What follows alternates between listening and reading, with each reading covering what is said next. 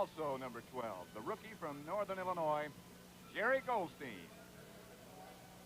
We're at Texas Stadium in the city of Irving, between Dallas and Fort Worth, and a sellout crowd fills this magnificent structure for the game between the Dallas Cowboys and the New York Giants. And good afternoon, I'm Pat Summerall with Tom Brookshire. And I hate to start on a negative aspect, but the hot weather is going to be a factor here in this contest this afternoon. And the Giant bench is in the sunlight, but Andy Robustelli, the Giant GM, said that the sun does move, so maybe they'll score late. I knew he'd know something like that. Realistically, Tom, what do you think of the Giants' chances? Well, Goldstein, a rookie quarterback, is not easy for the rest of the team. I do think they have to go outside to Moorhead and Robinson early to stretch out that good Dallas defense. And Zonka, if he's the same Zonka that intimidated before, they can keep him inside on a pretty honest basis. A lot of people have wondered about the whereabouts of last year's Heisman Trophy winner, Tony Dorsett. And the reason he's on the bench is another very good athlete. Well, Preston Pearson just did such a fantastic job and actually beat Dorsett out during the training camp, so they said the best player should win, and that's the way the Dallas team is. And, Pat, I really don't think that Dallas knows how good a football team they are yet. All right, Tom, let's get down and pick up what's going on that hot field this afternoon. The Giants have won the toss. They will receive the kickoff. Bryn Herrera, number 1 for the Dallas Cowboys. You see right there, will kick it off. And throughout the afternoon, you'll see those shadows creeping across the field, and as Andy Robustelli said to Tom Brookshire just before, the sun does move, and that spot's going to be moving throughout the day. It obviously causes us some problems with our camera, going from the shade to the sun like that. And it causes the players problems, too. Gordon Bell and Bobby Hammond are deep for the Giants, and this is a Bryn Herrera starting his trot for the kickoff. It'll be Hammond at the 2.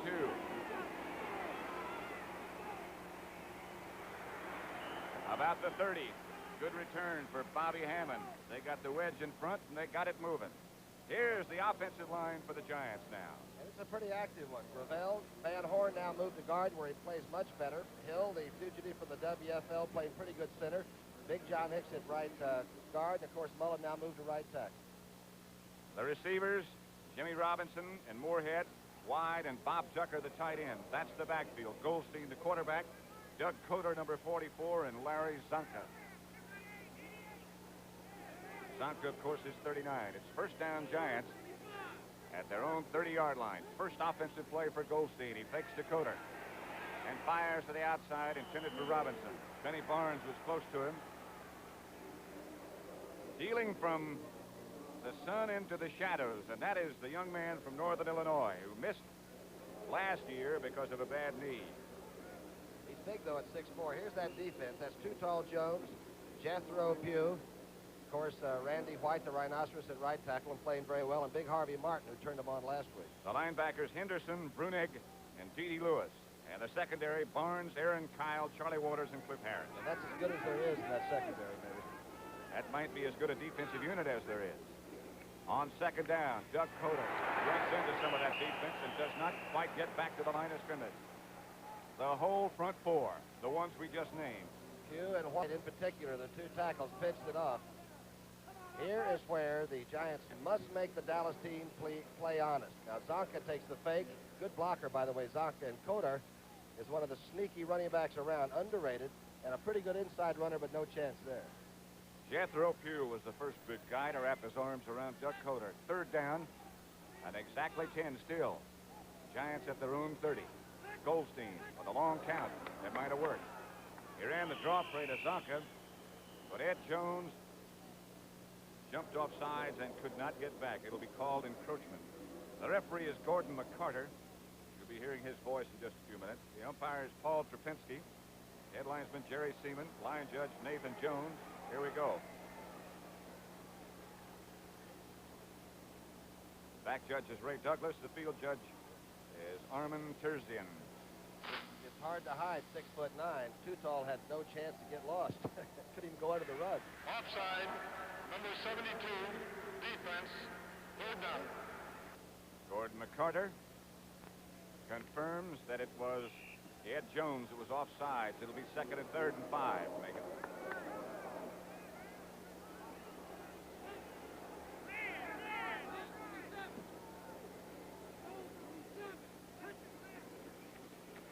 Coder coming wide. Charlie Waters was the first man out there, helped by Aaron Kyle, the second-year cornerback who's played so well in place of Mel Renfro. Heck of a defensive play by Kyle, because actually the good block by Zonko and the linebacker, Henderson, made that play look like it was going to get the first down. It'll be 4th and 5 at our first look at Dave Jennings. Butch Johnson is number 86 in the middle of your picture right now. Back alone for Dallas, a dangerous punt returner. Let's see if they put pressure on Jennings.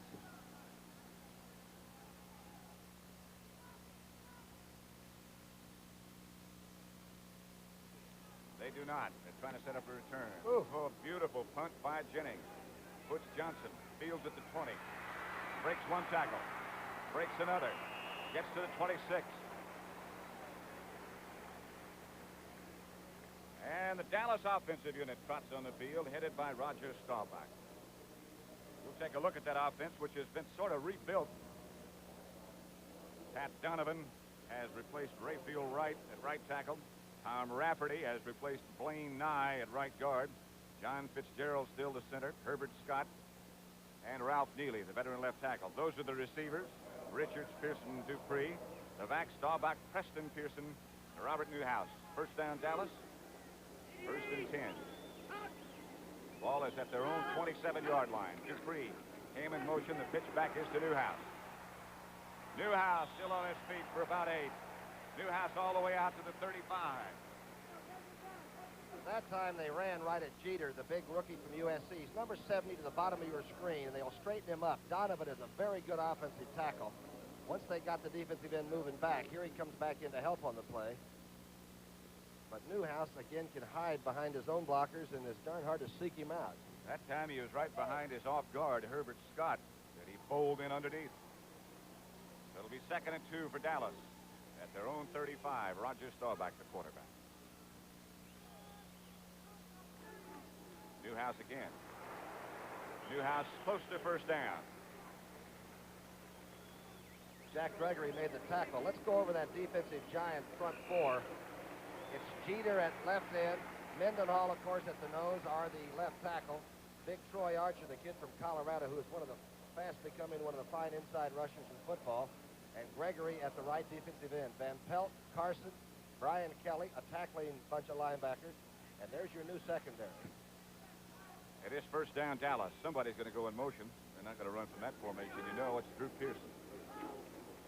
Now it's Preston Pearson, and Brad Van Pelt is the first guy to make contact, and he closed in a hurry. I tell you, he is really a load. And, of course, oh, there's Tom Landry, by the way, sitting in Butch Johnson with the play. We watched Landry last week under trying conditions in their tough game with the Minnesota Vikings.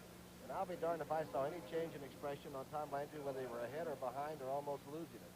Even when Staubach went in on the plunge on overtime and won it, there was still no change. Of course, there was no change on the face of Bud Grant either. 2nd and 7 for Dallas, and Staubach fakes the draw to Newhouse. Throws. Dupree had it and lost it. Clyde Powers was the defender. Super play. They almost had solo coverage, and that's just a tight end on a square outside maneuver. And there's nobody to get help from when you're solo, and Powers has always been pretty good at the solo type coverage. So it'll be 3rd and 7 for Dallas. They beat Minnesota last week in overtime, 16-10. And the Giants upset Washington, 20-17. Let's see if the Giants have a little bit of a pass rush. That might have an indication for us as to what the game's going to boil down to. Staubach now operating from the shotgun, the deep formation. Dupree shifts back inside. Long count. Good snap. No, not much rush. Here comes Archer, and down goes Staubach. Troy Archer, who doesn't know how good he can be. Jack Gregory says that number 77 right now doesn't even know where to go, and he's one of the best defensive tackles in football. The big kid from Colorado and Gregory's roommate. Now watch him keep coming. He tries to spin to the lower part of your screen, and now Roger tries to run, and we know what he can do with it. Archer is really a bear. Tom, I guess the coverage must have been pretty good, too. Back deep for the Giants is Bobby Hammond, number 33. And the punt for Dallas is Danny White, number 11.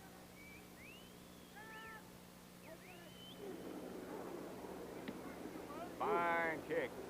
Chases Hammond back to the 17. trying to cross the field, can go nowhere. Randy Hughes, the guy who put the hand on him. And there, Tom, is another good athlete who can't get into the lineup. Yeah, Randy just keeps waiting for somebody to get too old, and they're all too young. Giants nothing, Dallas nothing. Like I tell my friends, I said, see a Firestone deal if you're having trouble out your tires. Ask a friend about Firestone, Firestone, Firestone. When you're driving on a Firestone tire, it's a good feeling. You and I, when we go to buy a tire, I don't believe we're experts. You need somebody to explain to you. That's why I feel I can depend on Firestone. I don't feel that they've ever let me down. Firestone. Some people think all color TVs are pretty much the same. I'm a TV service technician, and I say bunk. In a nationwide survey, independent TV service technicians gave their opinion of color TVs. They picked one brand, more than any other, for highest quality and for fewest repairs. One brand, Zenith, for the 6th straight year. Zenith says the quality goes in before the name goes on. And you know what? It really does. Giants ball on their own 22. First and 10. Those Dallas cheerleaders have become almost as much of a famous part of this stadium and this football team as the football team itself. I can't argue with that. I didn't expect you would. First and 10. Jerry Goldstein, the Giant quarterback. Larry Zonka, the Giant fullback, with not much doing. D.D. Lewis and 4 or 5 more. D.D. Lewis, number 50, led the charge against Zonka. The Giants do not have a lot of great speed to the outside. Coder is a lot quicker than people think, but it's not a game breaker to the outside, and they know where Zonka can work, and that's to the left side of the formation. And it looked to me like then D.D. Lewis almost tackled Zonka as he took the hand up. Second down and 9. Goldstein, the quarterback. Coder and Zonka, the running backs. Goldstein to throw, and does. Lewis, the interception. To the 30, to the 25. D.D. Lewis. Out of bounds at the 5 for the Cowboys. Knocked out by Gordon Gravel. There he is. And watch him hide in the shadow. Or really he's out in the sun, but he has the short zone. Goldstein does not see him. Tucker looks open. Look at this. And Tucker goes right onto the bench. He knew he was covered from the underside, but the rookie quarterback didn't. By the way, they regrouped and really put on a run back, didn't they? Thomas Henderson out in front with a spectacular block. He just leveled one of the Giant players. First, right at the 10-yard line is where they ruled that D.D. Lewis stepped out of bounds. First down, and 10 at the 10.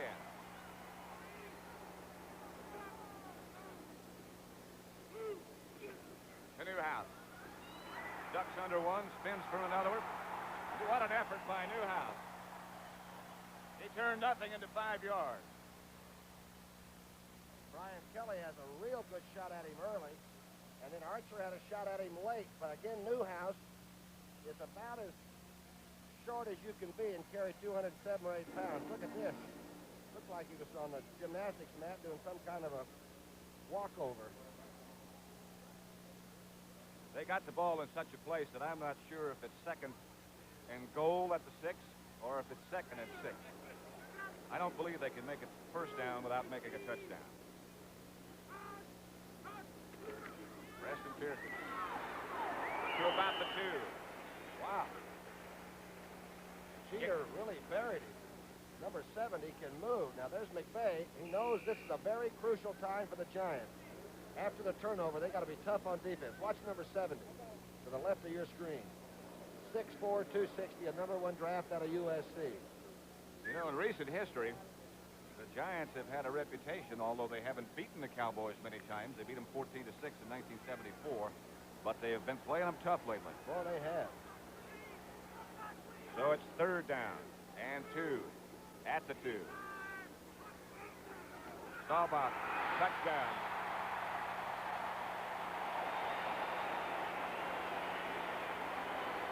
That is a great call by a great quarterback. And he used watch him use the misdirection, Pat, when he moves his head. Watch him act like, oop, and then ducks back inside. And you can see that Mendenhall has taken that first head movement, which he had to do. He can do so many things as your signal caller. He really set up the block by his center with that head juke. John Fitzgerald's job was made a lot easier by that maneuver. A friend Herrera with Charlie Waters holding. 7-0 Dallas.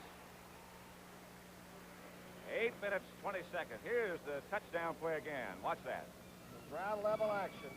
Staubach using just a fraction of a second to juke you out of position. 8 minutes and 20 seconds left to play in the first quarter at Texas Stadium. Cowboys score first. They lead the Giants 7-0. Europe's most successful new car in history comes to America. Introducing Fiesta. Now imported from Germany by Ford. Fiesta. It gave European drivers the precise control of rack and pinion steering. And road-gripping Michelin radial tires. The power that took it from 0 to 50 in an average of 8.8 seconds. And front disc brakes that brought it from 50 to 0 in an average of 3.3 seconds. Fiesta has the traction and control of front-wheel drive, yet it also has excellent gasoline economy and a modest base sticker price. Fiesta. Test drive Europe's most successful new car in history at more than 5,000 authorized Ford dealers across America. A friend Herrera teeing it up for the Dallas Cowboys. After an interception by D.D. Lewis, took the Cowboys 3 plays to score from the 10. Roger Staubach going in from the 2. Opportunity, that's what the Dallas team took advantage of, right? Boy, that's what you got to do. Herrera with Gordon Bell and Bobby Hammond back deep for the Giants. Herrera comes out of the shadows and into the sunshine to kick it. It's going to be Hammond about a yard deep in the end zone. And Hammond with some room. Hit down by Jay Saldi, I believe. This telecast is presented by authority of the National Football League. It's intended for the private use of our audience. Any rebroadcast or other use of this telecast without the express written consent of the Dallas Cowboys and the National Football League is prohibited. What about the scoreboard, Tom? Okay, it's a Mosley 26-yard field goal for the Redskins. That's a Bakken field goal. We know how many he missed last week, a 3-0 lead over Chicago. Get to the rest of the scores in a minute. That's Doug Coder on first down from the 26. Fumble. Dallas has it.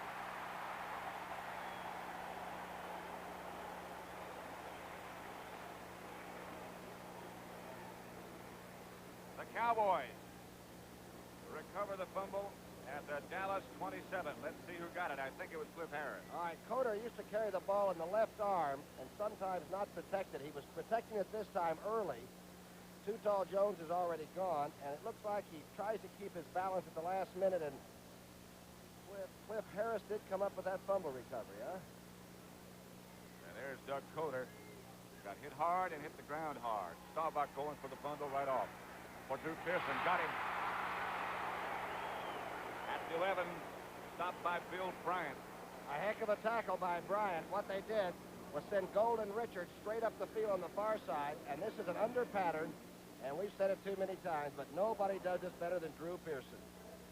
Excellent protection, a very deep drop by Roger, and boy, he could really zero in. Watch the recovery now by Bryant. Heck of an effort in the secondary.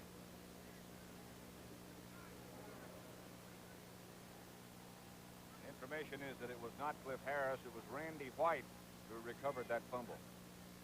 Here's Staubach bringing the ball back to Pearson, who gets inside the 15. That was a 1st and 10 situation for Dallas. John Mendenhall. Interesting story on Mendenhall. He arrived a little bit late. He did not make the team plane, and McVay and people were worried about whether, John was in the right mental attitude to play, but he made a great stop there, so it looks like 64's got it together. Well, there was a little altercation during the week. between Mendenhall and Dan Lloyd. Part of the game, isn't it? Games are on Sunday. Second down situation has Pearson into the secondary to the 4-yard line. Stopped by Brian Kelly. But there, as we told you in our opening comments, is the reason you have not heard too much of Tony Dorsett. Watch Carson, number 53 now. Scott puts a heck of a block on him, number 68, and just buries him. And Pearson just seems to grease the hole. It doesn't have to be big, just be there. He bounced to about the 4. They put the ball back at the 5 where it's first and goal for the Cowboys. They already lead 7-0. We still have 6:19 left in the first period. Dallas is close again. Pearson. Maybe a yard, not much more. Gary Jeter closed it down nicely. There is number 33, a very famous fellow who used to be Tony Dorsett. And contrary to some of the things you'll be hearing, there's no problem with, obviously, he or Preston Pearson. And Dorsett, to me, seems like a great young player that's just waiting for his chance. I see no impatience, at least obvious to us up here. Certainly not. He's conducted himself very well. Second down. Hand off to Pearson. He lost it. Carson may have that ball. No, it's Mendenhall that comes out with it, and he's going to turn it. We'll watch him isolated now. All right, you're down in there close now. Let's see what happens. Mendenhall, great coming off on that first charge. Runs through Rafferty. Boy, that ball was loose. He and Carson go for it. And Noseman comes out with it. There he goes. Troy Archer is the one who stripped the ball from Pearson. So the Giants take over, and Dallas comes away with no points. They still lead 7-0.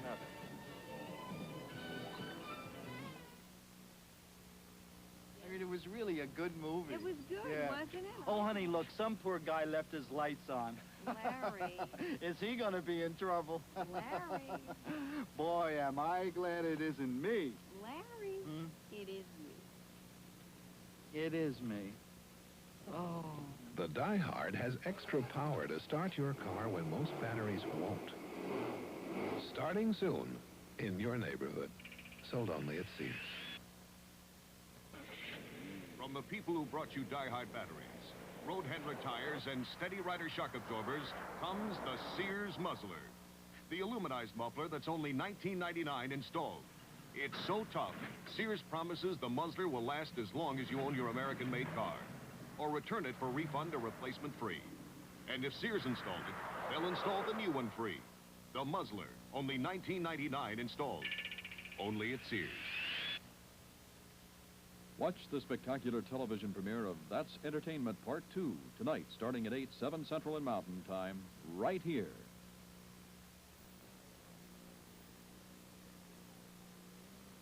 The Giants in the right side of your picture, standing back in their own end zone after Troy Archer knocked the ball loose for Preston Pearson. And John Mendenhall came up with the football. Dallas looked like they might take a 14-0 lead. Instead, it's Giants ball at the 5. First down.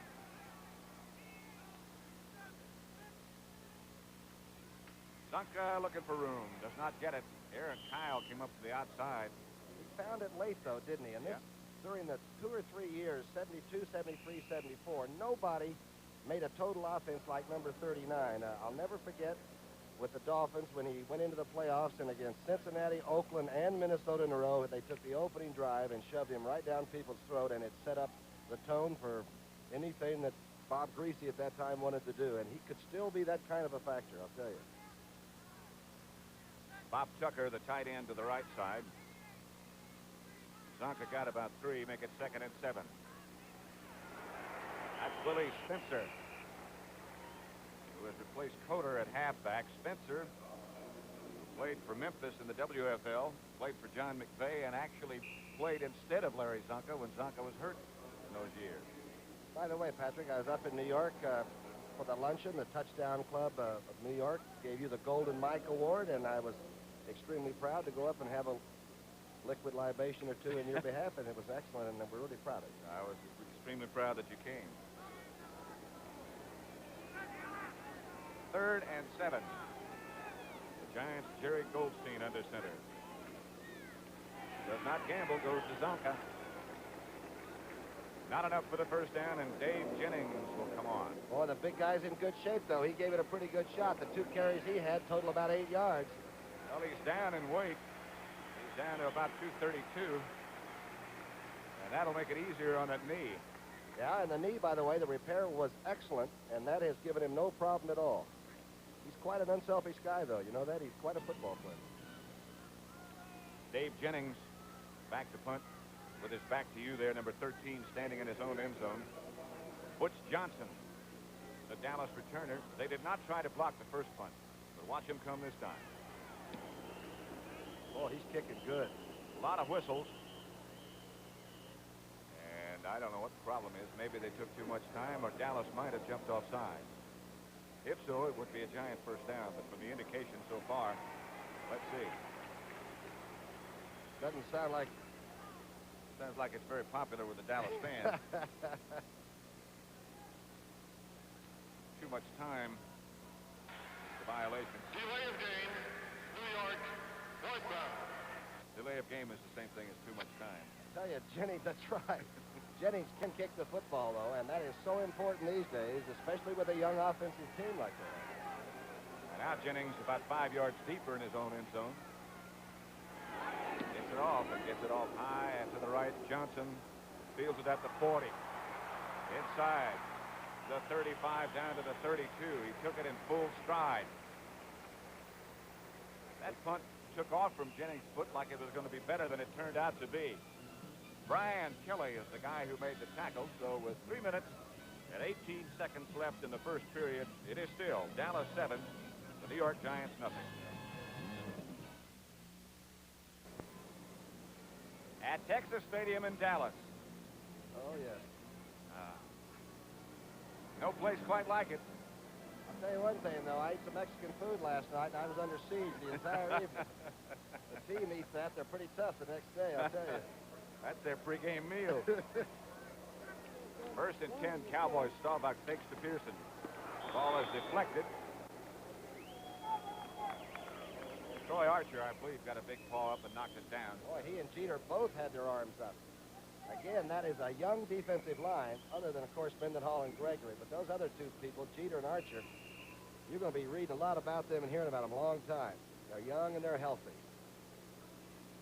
Chicago and St. Louis are now tied 3-3. That's in the first quarter still. Washington over Atlanta 3-0 still in the first. Baltimore 14, the Jets stuffing, and that's in the first. Second and 10, Pearson gets the call, and look at him pop it through the left side. Harry Carson, the middle linebacker, I believe made the first contact, and so did Jim Steinke help out. Watch it from the end zone. Watch the hold open. All right, let's see it to the right of your screen. If it was a stunt was on by the Giant defense. Archer took himself out, and Newhouse took care of Mendenhall, and it did leave a hole. If you stunt on defense, you got to make sure everybody makes it to the designated area, or you're really in trouble. Third down coming up now. Ball at the Giant 25. The Giant 25. Third and 2 situation. Outside Pearson. Got the first down. Bobby Bryant. We watched Roger Staubach last week against Minnesota, and even though he was 60% until the last drive or so, it didn't look like he threw it well. This pass was thrown well. Of course, 3rd and 2, it's a good call. And I'll tell you, Bryant kept slippery there from going right down the sideline. Pearson made it look like he was going to step out and then tried to duck it. I said Bobby Bryant. It's Billy Bryant. Pearson shifts deep. It's first down at the 16. And it's back to Newhouse. Shut that one off pretty well. Jeter and Troy Archer. You realize that the big change in the Giants since McVay took over last year has been the defense. They're allowing people about an average over the last 8 games, 7 last year and 1 this year, of about 12 points a game allowed, and they're not making at least the crucial mistake on defense, and they've really tightened that part of their game up. Jeter just beat that block by Donovan. 2nd and 8. Pearson goes to the left. Newhouse gets the call, and a rather strange one. trails to inside the 10. Brett Van Pelt and Clyde Powers. Boy, Neely and Van Pelt really had a great Mexican standoff. The offensive tackle against the big linebacker. Tom Landry. Those notes that he carries in his hand throughout every contest are just reminders as he shuttles his wide receivers and calls the plays. Wouldn't you think he'd take his coat off today? It must be 200 down there. Gotta be. Well, his shade is on that side, though. Maybe it's only 115. Roger Staubach fires wide open with Preston Pearson. Nobody near.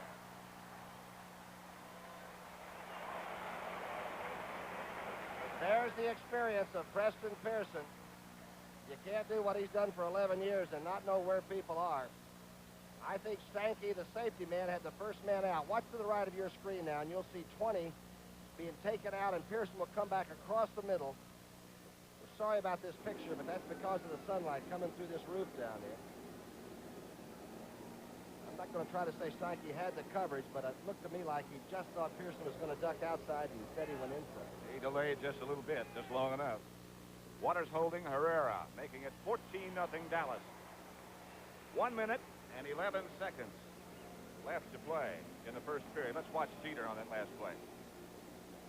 Jeter working on Donovan. Two big young professionals. Jeter takes the inside and gets away with it. Donovan tries to clip him and doesn't do it. Hey, Jeter looks like he has the right idea. That's the one he was after. 14-0. The Dallas Cowboys lead the Giants with 1 minute and 11 seconds left to play in the first period.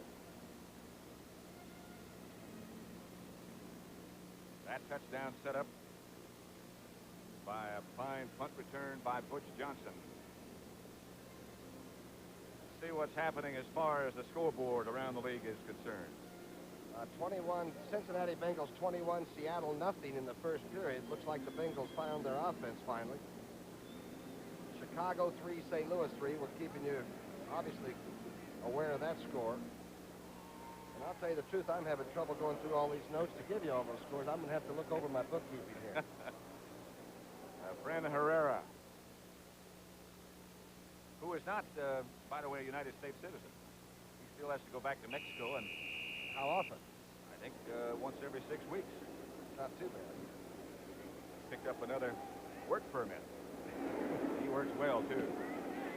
Line drive. This will be Gordon Bell from the 2. Bell. I saw a shoe come flying out of the end of that pile. The Giants really went after Efrain Herrera, the man we were just talking about, the kicker, just to perhaps intimidate him should a field goal be a deciding factor. Boy, right now the Giant offense has got to get the load off that defense and move the football if they can. They surely do. The defense has spent an awful lot of time on the field in that first quarter. First down, Giants, their own 31. They trail 14-0. Goldstein. Outside Robinson. Benny Barnes right there. Looked like he could have been Walt Harrison. Jimmy Robinson is only 5'9", 170 pounds, and now I think they're calling something. Here's the out.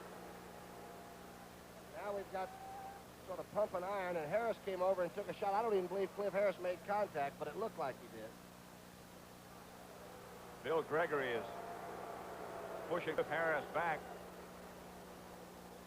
Charlie Waters is over still arguing. I don't know if the violation was against Barnes or Harris, but we'll find out from referee Gordon McCarter as soon as they step it off. It's going to be unsportsmanlike, I think, but actually Robinson wasn't on the ground yet. I thought he was still 3. Maybe he was King's X. Personal foul, unnecessary roughness, 43 defense. What's against Cliff Harris? All I know, if you know any safeties, though, tell them to go ahead and take that shot and worry about the flag later. Tell him to play like Cliff Harris. First down, Giants, right at midfield. Goldstein pitches back to Bobby Hammond. Great Dallas pursuit. Too tall Jones, Cliff Harris. Patrick, that's the scary thing about the Cowboys is that they have great speed and size.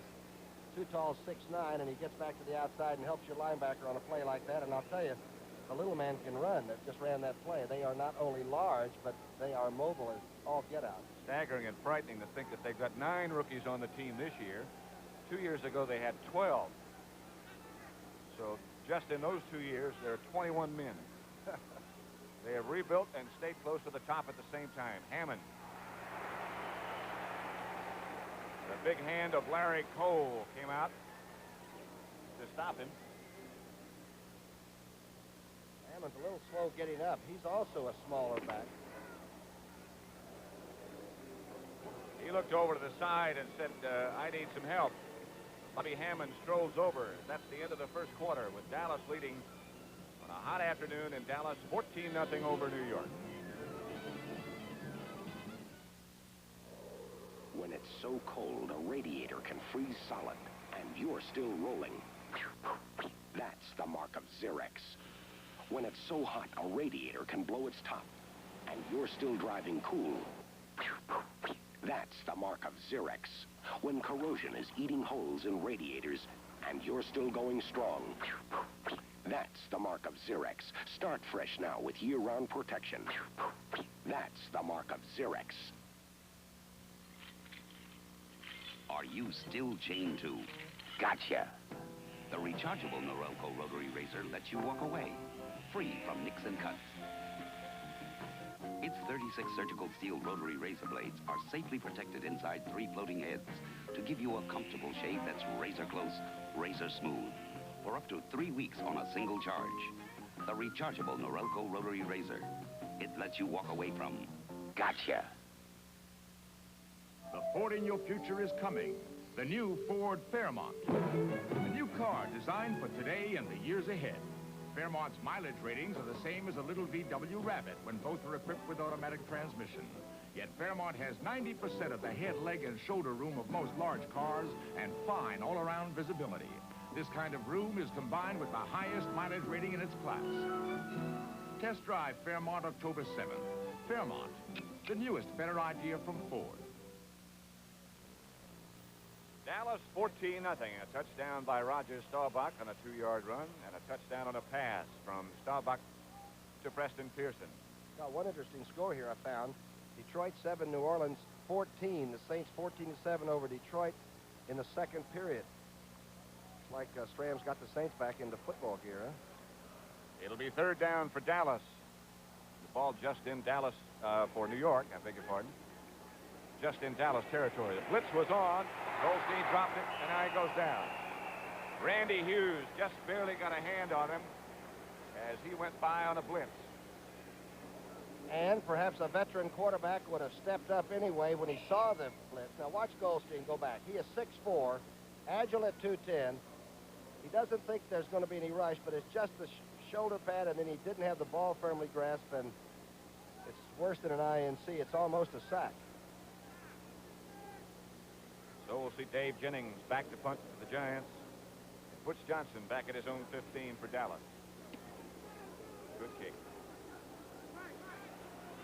At the 14. Johnson gets outside the 20. Fans think the flag should be thrown, but none is. Super coverage, I'll tell you that. Al Dixon was down there for the Giants like a shot, number 88. Think the crowd wanted some kind of a flag to fall, do you? I think so. That was my reaction, or what I got from them. Dallas will take it over. CBS Sports Spectacular presents the world's strongest men competition. Also the Cup and the Super Bowl of motocross next Saturday at 4:30 p.m. Eastern Time. That's quite a collection of strong men that we'll tell you about later in the afternoon. 1st and 10, Dallas.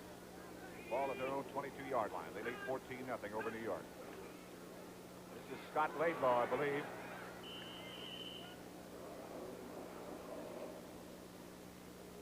We've seen a lot of man-to-man coverage by the Giants, which I understand, but as John Simak has said, he's rebuilding in the secondary now for New York. And man-to-man coverage looks great as long as it's really operating. But boy, when you break it, you break the defense for 6 points, which we've already seen. That is a good aggressive defense, but they are young and they're just getting it together. Laidlaw got 3 on his first carry, so it's 2nd and 7 for Dallas, the ball at their own 25. Opening minutes of period number 2 at Texas Stadium. Pearson shifts back deep. Laidlaw again. Stopped right at the line of the scrimmage by Troy Archer. Incredible. Watch number 77 now. They're running straight at the young tackle, who is playing, by the way, with a strained knee. And he said he was going to try to give it a shot anyway, and he is active.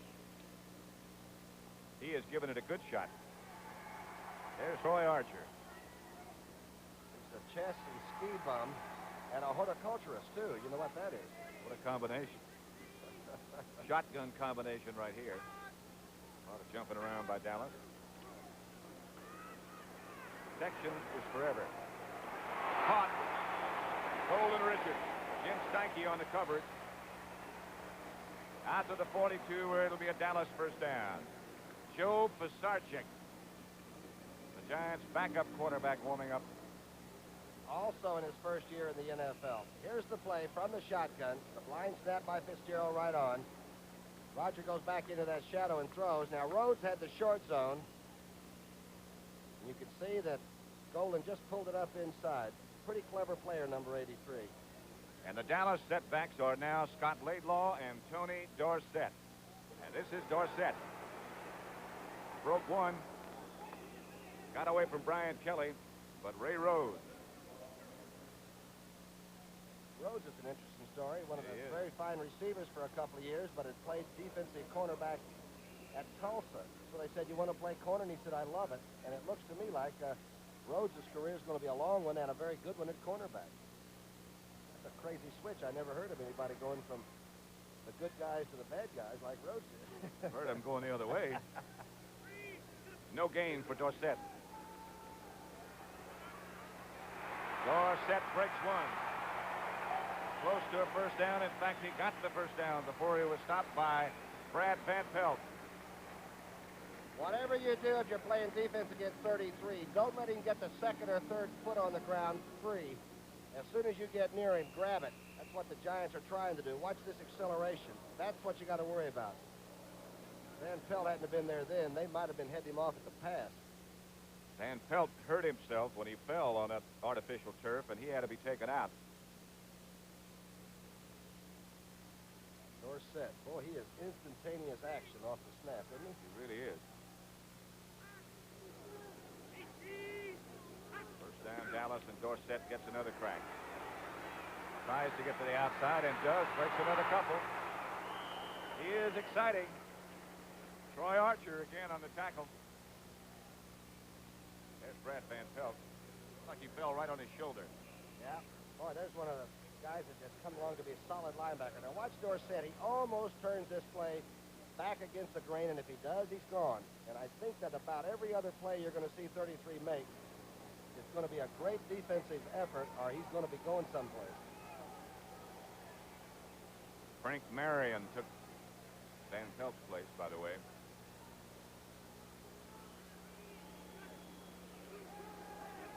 Staubach deep. Hips to Dorsett. To the 25. Harry Carson and Brian Kelly converge. And it looks like both of them might be shaken. All right, this is something we haven't thought about. Obviously at Pittsburgh, he didn't get a chance to do this. He just dives and waits for it. The Giants had long gone in pursuit of Staubach. And I'll tell you now, you've got a problem. Puts two Giants out. They knock each other down. Brian Kelly, and I don't know who the other player is down there. The other one is Carson. So that's all three of the linebackers who've been hurt in the last three plays. 14-0 Dallas with just over 10 minutes left to play before halftime.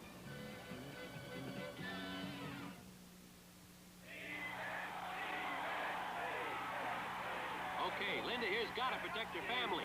A woman? Sure, a woman needs life insurance just as much as a man does. And this New York Life Defense has just the insurance plan to do it. Put the blitz on Linda's money problems. Block out her retirement worries. Come on, Linda, it's all yours now. Atta girl! I've got it. Financial security. Where the name of the game is life, there's New York Life. Announcing a unique new motor oil from Exxon Research that can actually save money. New Golden Natural Uniflow. Uniflow was tested in cars like yours. After break-in, it delivered an overall average of 16 extra miles per tank full. Savings like that could cut your gasoline bill the equivalent of about 3 cents a gallon. New Uniflow motor oil is Exxon's best engine protection ever. It conserves gasoline, saves money.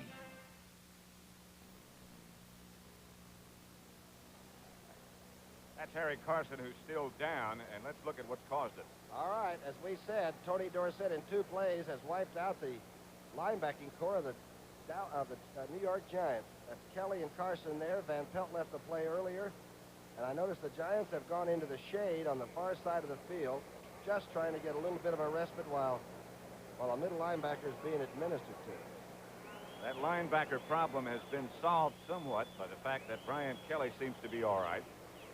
And Brad Van Pelt is back over one of those in the shade over there with his back to you. Comes Archer over to check on the big middle linebacker. I think the thing is that Dorsett may be so darn quick that you don't get the body you shoot at, and you end up hitting somebody else that's trying to do the same thing. So with Carson coming out and Brian Kelly recovering and Brad Van Pelt being back in the game, it is now Dan Lloyd, number 54, the third Giant linebacker. The rest of the defense remains just as it was. San Diego 13, Kansas City 7 in the second period. Green Bay has Houston down. It's the Packers 7-0 over the Oilers. That's in the first period. That was a 40-yard pass from Lynn Dickey to somebody else. Right here, there are 9 minutes and 50 seconds left before the half. Dallas leads 14-0. They have the ball at the Giant 25-yard line, 1st and 10. Dorsett and Laidlaw, the running backs behind Staubach. Scott Laidlaw with the forward handoff, scoots to the 20. To about the 17-yard line before he's stopped by Jim Stanky. But good yardage for Scott Laidlaw. Oh, boy, and Scott, number 68, the offensive guard, got outside, and the Giants had collapsed it down so far that the hole that Laidlaw ran through was 7 or 8 yards wide. It's an 8-yard pickup. So make it 2nd and 2, Dallas. The ball at the 17. Pat Summerall with Tom Brookshire at Texas Stadium, watching the Cowboys and the Giants. Back to Dorsett. Flag goes down. Dorsett out of bounds at about the 10 by Van Pelt. They threw it almost on Ralph Neely's back, so it may be a holding call against the Cowboys. The Giants didn't get Dorsett down again. You know, he walked out of bounds standing still. What acceleration he's got. Joe Sarchik. What's his nickname, you and I were told? Patterson Plank Joe. That was Broadway Joe. Now there's Patterson Plank Joe. That's the road that goes by the stadium in the Meadowland. Here's Gordon McCarter. Holding. 89, offense. 2nd down. Holding is called against number 89, Billy Joe Dupree.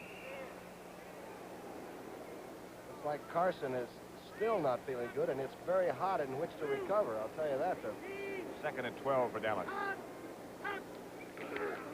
Draw play, Laidlaw, nothing doing.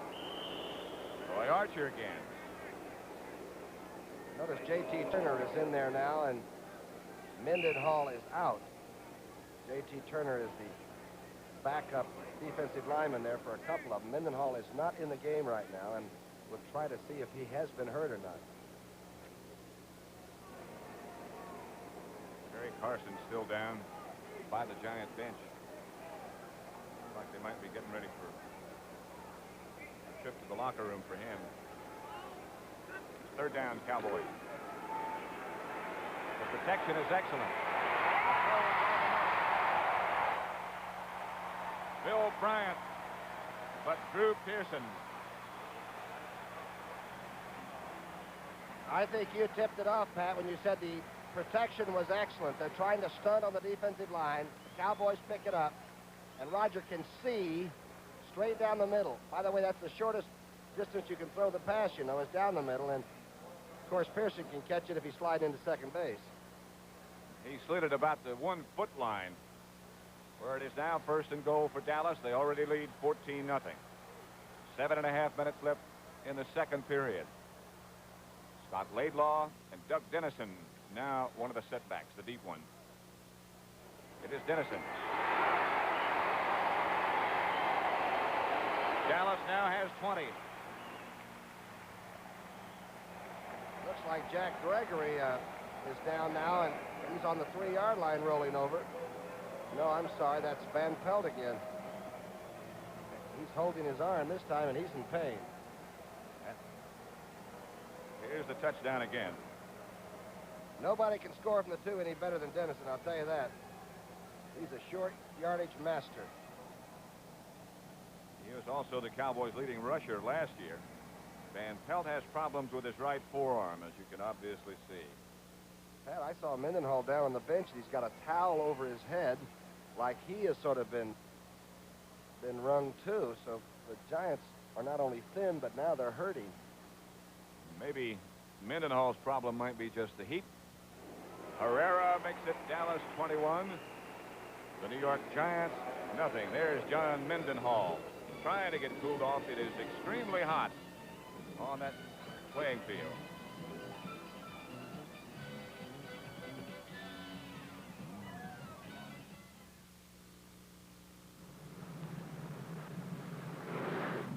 Sit tight, Pop. I'll pump myself. Let me tell you something, gang. Any gas will get you where you want to go. But it ought to be in there cleaning your carburetor, too. Now, you want to make sure you're getting the job done, use new STP gas treatment. You just pump in a can with every tank load of gas, and it goes to work cleaning like a bandit. Clean that carburetor. Get a hold of this, and do it yourself. Keep the change, partner. Leslie Caron for Color Track by RCA. In Gigi, my brooch was blue, the leaves were green, and my gown was lavender lace. If these colors don't look right to you, you should know about Color Track from RCA. Getting the color right is what Color Track is all about. It actually adjusts the colors and locks them on track. Before you see the Color Track system grabs it, aligns it, defines it, sharpens it, tones it, and locks the color on track. RCA is making television better and better. 60 Minutes takes you on a stakeout as government agents move in on the mob. Tonight at 7, 6 Central and Mountain Time.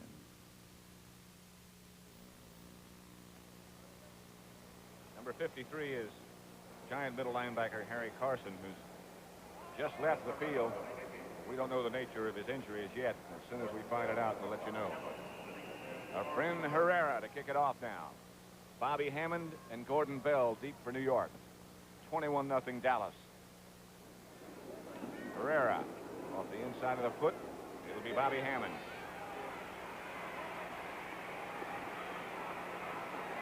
Hammond about the 31. Scott Laidlaw and Mike Hegman made the tackle. And that's Hammond's third good run back. They've had good position after the kickoff. He's got it out to the 30 all 3 times. Uh-oh, here's a score. Baltimore 20, the Jets 3. McCauley scored from the 1 for Baltimore. That's a third-quarter score, and looks like Walt Michaels' team has run into a buzzsaw. Baltimore's coming on again. Larry Zonka's come out of the game. The running backs, I believe, are going to be Spencer and Bobby Hammond. Willie Spencer's as big as Zonka. New quarterback is Sargent. He forgot the ball. Harvey Martin got it. The exchange from center between Pisarcik, number 9, and Hill didn't come off. It'll be a Dallas first down at the Giant 30. I wonder if Pisarcik even got a snap on the sidelines from Hill warming up. The snap is a very firm thing by those centers, and it looks like the young quarterback never even realized he had the football. Ralph Hill, the offensive center, and Pisarcik, who had just come in. So it'll be 1st and 10, Dallas. Roger Staubach still the quarterback. Newhouse now, and Dorsett the running backs, and it'll be Newhouse. Trying to get outside, could not. Frank Marion, Number 51, the linebacker, the substitute linebacker. There's Tom Landry. Sending in plays. Right now he's talking to Butch Johnson. All right, Harry Carson is being taken to the hospital for examination of his lower back. We're not saying that's an injury or anything else, but it's examination, and of course the doctors were there, and that's one thing about the new modern stadium. They have x-ray facilities and all right here at this ballpark. Scott Laidlaw has replaced Newhouse now. Fake draw to Laidlaw. Pearson again. Bill Bryant on the coverage, but a perfect strike from Staubach. What can you do? And again, it's right down the middle. You've got the linebackers are hurt now. Carson's not in there anymore. The draw will keep the linebackers as close as possible. Good blocking. And this is a short throw. A lot shorter than going deep corner when you can look right down the rifle barrel and fire to number 88, I'll tell you. Staubach has hit 8 out of 10 so far. It's a first down, Dallas. Ball at the Giant 11. First and 10.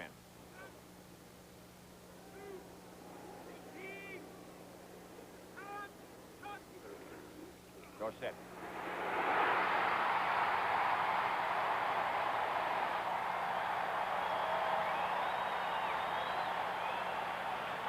There's number 1.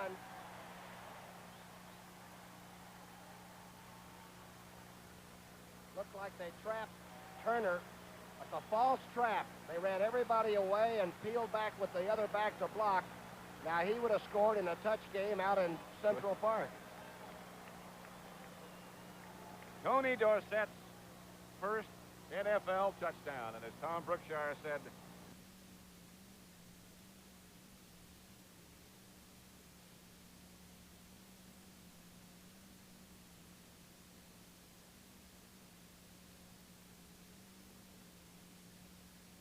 registered over the last 12 years, 93 out of 100 are still on the job.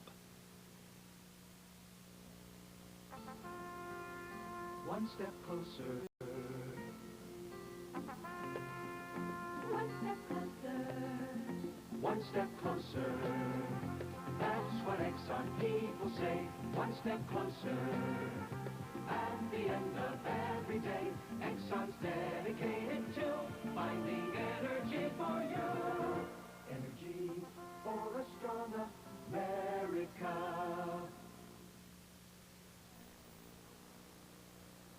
our friend Herrera teeing it up for Dallas. Tony Dorsett just scored on an 11-yard run to make it Dallas 28, the Giants nothing. 6 minutes, 16 seconds left in the second period. Remember, Dallas opened against Minnesota. Some people thought that would hurt them, but it has to have gotten them pretty tuned in for things. They look pretty well tuned right now. Herrera in the direction of Emory Moorhead, but Gordon Bell takes it 5 yards deep in the end zone and kneels.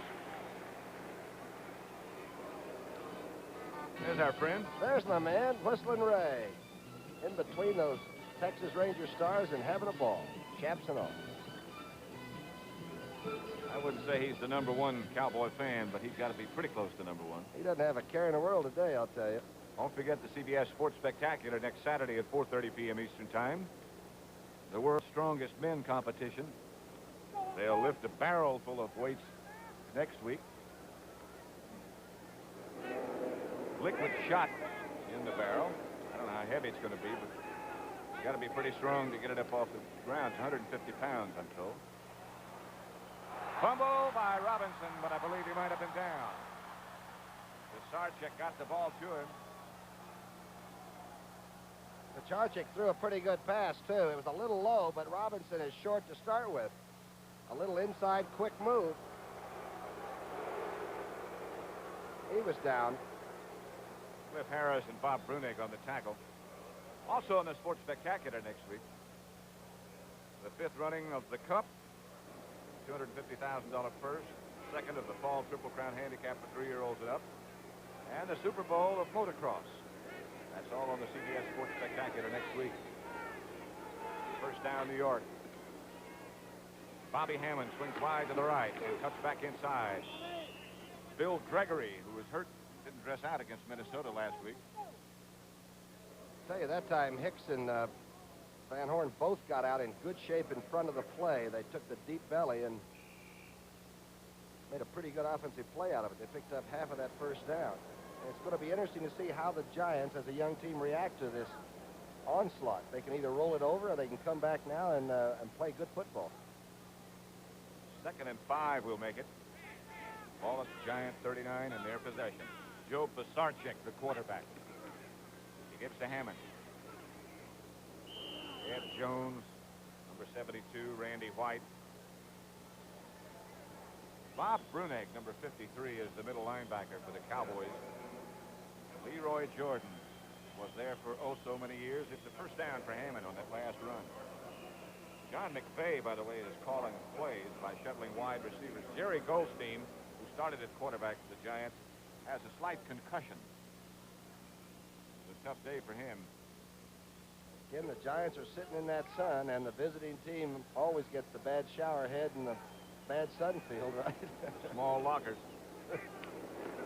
Sarchik, the fake draw. Firing deep. Caught. Johnny Perkins, the Giants' number 2 draft choice, took that pass. Look at Pisarcik. Pisarcik is the one that we talked about that is still a rookie, but he's played some Canadian ball, but this is his first really league game. All 3 Giant quarterbacks are rookies, and Perkins from Abilene Christian can motor. And I'm telling you, Big Joe put a heave on this one. It's hard to beat the Dallas secondary over the top, and Perkins makes a super incredible grab down there. Now is Aaron Kyle, number 25, the Dallas defender. But the Giants have it first and goal at the Cowboy 1-yard line. 28-0, Dallas leads. 3 minutes, 35 seconds about will be left before the half by the time they get this play off. The Giants now dealing in the shadows at Texas Stadium. Zonka is one of the running backs. Spencer is the other, and Spencer does not get in. Boy, Zonka and Spencer should be a load back there in close. There's the signal on how close it is. From ground level? All right, let's take a look at it. Again, that's the first unit for Dallas in there, make no mistake. Van Horn's working on the... Zonka gets clubbed, and he didn't even have the ball.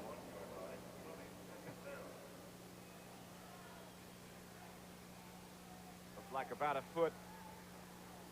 A second down situation now. The running backs are the same. Spencer is deep. Zonka is close to Pisarcik. Spencer, touchdown. The Giants get on the board. And Pisarcik has quite a drive. The big deep bomb, pass before that, and a first down on 2 running plays. And this Joe's doing a pretty good job. Here's the touchdown again. As we said, the team could have gone either way with a 28-zip lead in the first half. Looks like they've decided to make a fight of it in the second half.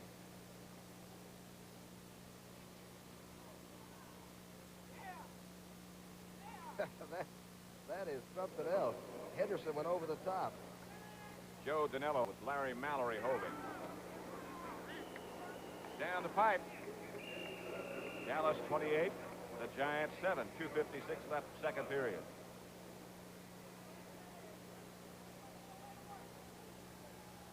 You know, you're so right. In a situation like this, when you get down so quickly, sometimes you find out who really wants to play then. Well, the 3 rookie quarterbacks means that your leadership has to come from the Bob Tuckers and the Hicks and people like that. It's not impossible, and I'll tell you, McVay's done a heck of a job. But it is more difficult. I'll tell you one thing, this young man that went to school in Las Cruces, New Mexico, and New Mexico State's pretty loose. He fumbled that first snap, and looks like he might have been a little bit mad at himself. He was up at one point for Sarchik about 260 pounds. Now he's about 218. 260? Yeah. They had an off-season training camp, and he came in and weighed 260. All during training camp this year, he kept doing good things. They kept saying, we got to cut this guy. He kept saying, you can't do it. I've done too well. Don't forget to stick around at halftime. Join Brett, Phyllis, and Herb. They'll bring you up to date on all the scores. That is Larry Brinson, rookie from Florida.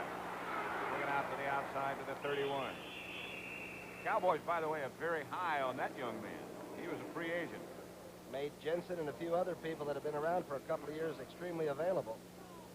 He goes about 220. And he's got those bow legs with the pigeon toes, the kind of Jimmy Brown footwork that can run right over the top of you at great speed. It'd make you very difficult to knock down, too.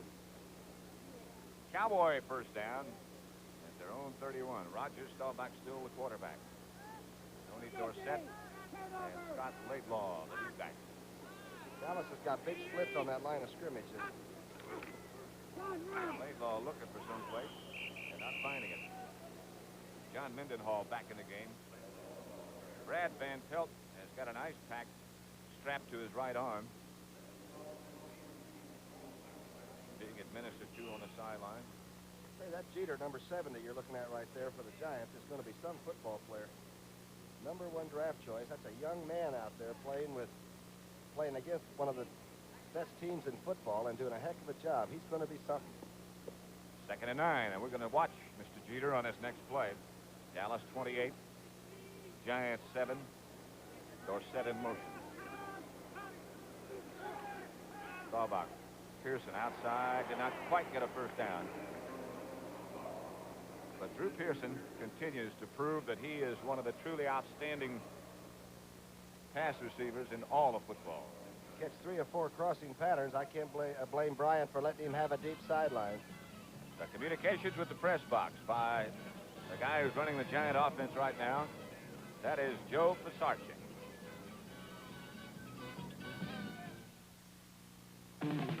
Here's a few tips on how to get out of an airport fast. 1, join the #1 club and reserve a car with Hertz. 2, have your license and credit card ready, because Hertz will be ready for you. Just sign and go. 3, need directions? Ask Hertz. They know the shortest route. Nobody can get you out of an airport faster. Nobody can get you out of an airport faster. Go, Juice! Go! Rent a Ford from Hertz. A superstar in rent-a-car. Right. Who is the #1 investment firm in the East? Who is the #1 investment firm in the Midwest? Who is the #1 investment firm in the South? Who is the #1 investment firm in the West? You know who. Merrill Lynch. All around America, more investors turn to Merrill Lynch than any other investment firm. Sure, there are lots of investment firms, but there's only one Merrill Lynch.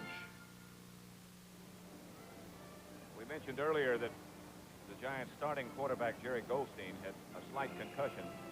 And there he is right now heading for the locker room. We have 2 minutes to play in the first half. The score is Dallas 28, the Giants 7. Mendenhall is back in the lineup now, playing the left tackle or the nose, whatever the defense that is called. So they lost George Martin, the big touchdown scorer last week, and the Giants are having some trouble today. 3rd and 1. Great play, John. Going for the bunch. Billy Joe Dupree has enough to get the first down. Stopped out, knocked out of bounds by number 51, Frank Marion. Staubach got it out to him and stopped the clock. They used 6 seconds on that play. Giant defense that time lined up in the Dallas flex with Jeter off the line of scrimmage, and what it turned out to be was that Jeter never got into the pass rush at all. Again, he's a rookie, and it's very hard for rookies to get into sophisticated defenses and pull them off. I saw Big Martin down on the field. George had his 30-yard touchdown pass last week, and then got his knee hurt in the 2nd quarter for the Giants. Staubach on first down. Little high for Pearson. Clyde Powers cut in front of Drew. Staubach had to throw a little high. Well, he's been fooling around with the outside. 3 straight passes have been to the outside. I trust number 12 not a little bit. He'll come right back to the middle with something deep and an under pattern, and obviously the Giants will be looking for the same thing. Minute 50 left on the clock before halftime. Ball's at the Dallas 46, 2nd and 10 for them. They lead 28-7 on a hot day in Texas. Regular drop back. He's trying to set up a screen. Laidlaw into Giant territory and out of bounds at the 49. Beasley Reese, who used to be a Cowboy, is the guy who shoved him out. Roger, the devil in this case, because he's the quarterback if you're playing defense, decided to call the screen. Good call, but good recovery by the Giants. Again, you're watching guys that are down 28-7 and trying to get back in the game and doing a pretty good job of it. Just a 4-yard pickup on that screen. So it'll be 3rd and 5 for the Cowboys. Danny White, the Dallas punter, has had to kick it only once in this entire first half. Staubach. Beasley Reese on the coverage. And they are saying that he perhaps interfered with Tony Dorsett. I can't believe the flag. Just can't believe the flag. I'm just talking football. That ball is whistling in there now. Big rush by Roger, and he stayed in there. Boy, if you're not allowed to touch that receiver, this game's over. Pass interference, number 28, defense, automatic first down. Let's watch Mendenhall on that last play. Okay, there was some pressure on Roger as a stunt up front. Inside comes the defensive end, and Mendenhall just throws Donovan out of the way and does put some heat on Roger. Also puts a shoulder on Roger. That's some pretty strong heat. Nevertheless, it's first down for the Dallas Cowboys. 1:36 left before halftime. Dallas leads 28-7. Shotgun this time.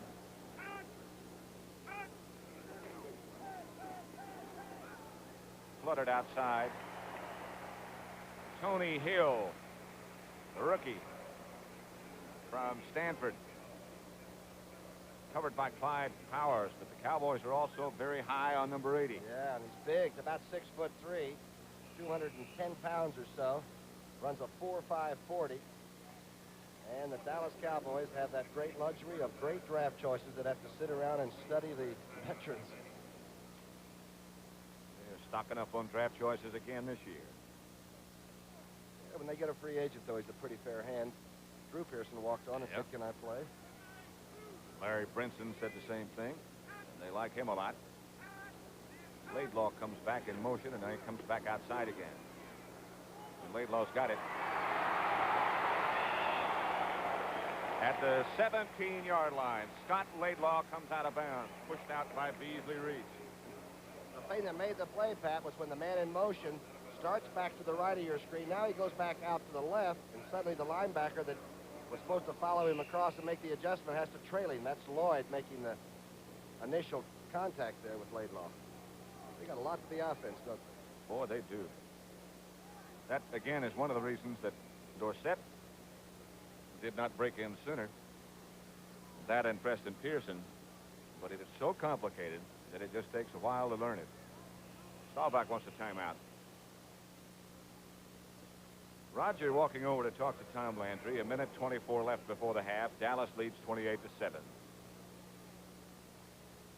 St. Louis 13, the Chicago Bears 3 now. At the J.V. Kane pass from Jimmy Hart, a 17-yarder at halftime. It's the Cardinals 13, the Chicago Bears 3. That has got to be a shocking score for everybody, including Pardee.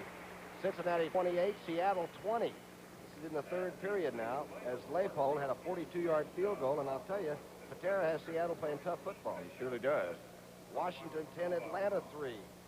A 2-yard pass, Kilmer to Mike Thomas. 1:36 left in the fourth period now. They're in the fourth period now. Washington 10, Atlanta 3. The Redskins are going to get even, it looks like.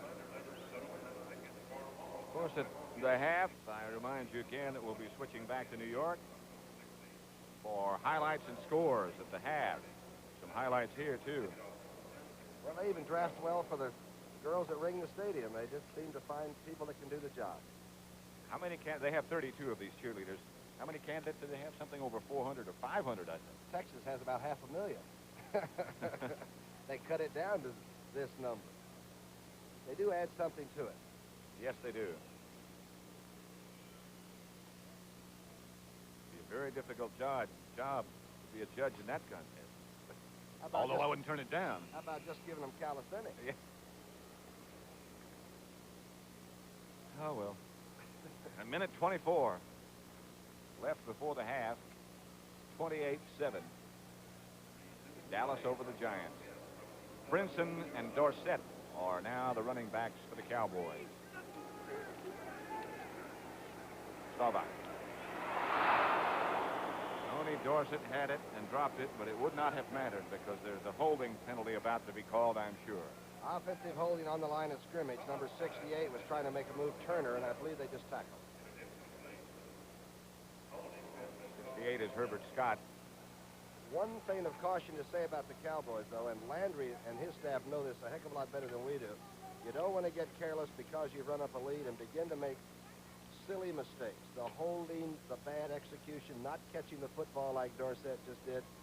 You don't want to carry that habit over into the rest of the season. You want to finish and cleanly.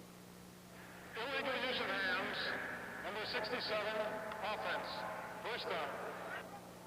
67 on offense is Pat Donovan, who has replaced Rayfield Wright at offensive tackle. Rayfield's knee just did not quite heal sufficiently. Pat Donovan. Turner is now at the left defensive end, and Jeter is finally getting a break on that, on the Giants' side there. He played very well. Blessedly, the sun went behind a cloud. The shadows are gone momentarily, and so is a lot of that heat. Blitz is on. Brinson picks it up. Dorsett catches it. Shoved out of bounds on the far side of the field by Larry Mallory. Again. Out of the double wing setup now, they keep the Brinson back in to block and pick up the blitz. I'll tell you, I don't know when he learns how to run all the pass routes if you're going to be able to cover him at all. Unofficially now, Staubach is 14 out of 18. He's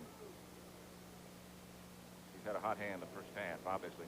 And when the blitz doesn't get there, your defense goes back and said, hey, what happened to the blitzer? Did he make it or not? And they say no. And then they say, well, why did we go? Well, that makes it a lot tougher on the coverage. Here is Staubach. The blitz is on again. He did not get away from this one. The ball is loose. And the official has indicated that Staubach's arm had started forward, so the ball will go back to the original line of scrimmage. And this last 2 minutes of this half has been an eternity. Excuse me. Here comes Lloyd up the middle. And I tell you, he had a late rush at it, but you could see him making the charge. Roger gets stripped of it. The arm was coming forward. Funny how when you got it going, the offensive tackle even makes a super recovery. A minute 10 left in this first half. Cowboys have 2 timeouts left. The Giants have all 3 of theirs. Jerry Goldstein has left the scene with a slight concussion. Brad Van Pelt has had to sit down with an injured arm, and Harry Carson has gone to the hospital for an examination. Roger Staubach deals from his shotgun for Drew Pearson. Come up with it. Larry Mallory was one of the defenders. The other was Beasley Reese. I tell you, Mallory makes a great play from the backside, or Pearson comes up with this. There's another flag down back at about the 25 with 1:05 left on the clock, and it's stopped again. Let's see what happens. That's it. Holding. Number 68. Offense declined. Fourth down. Herbert Scott this time. Jack Gregory, number 81, is still in there. One of the good pass rushers in all of football. Big Jack that time came up the middle and they tackled him, and here comes Herrera. Fren Herrera. His first name is spelled E-F-R-E-N. He has a radio show here in town, doesn't he, on a Spanish-speaking station? I think he does. Yeah. Reads the funnies and he talks about world problems and stuff. And on off days, he kicks field goals about as well as anybody. 31-7. Herrera is good. Charlie Waters was the holder.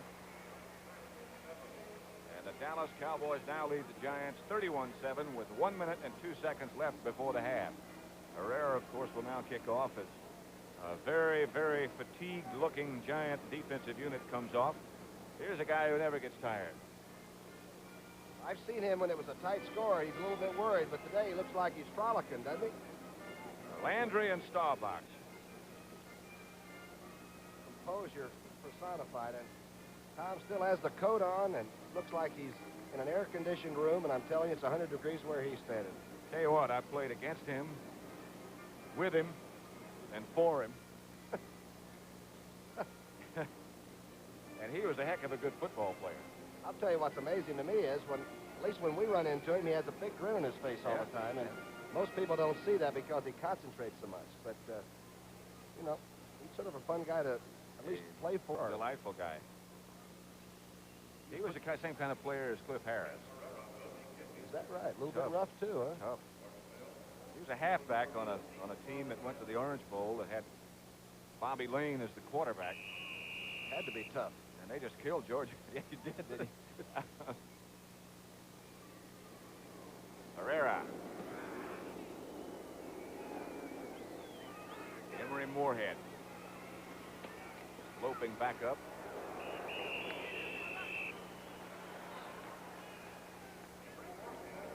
That's David Stalls that made the tackle. You got to play all 43 of the Cowboys. You mentioned Bobby Lane. He's over in Lubbock watching this today, and he's not feeling real good right now, Robert isn't. And I just wonder what he thinks about the young quarterbacks here for the Giants trying to work against a tremendously good defensive team.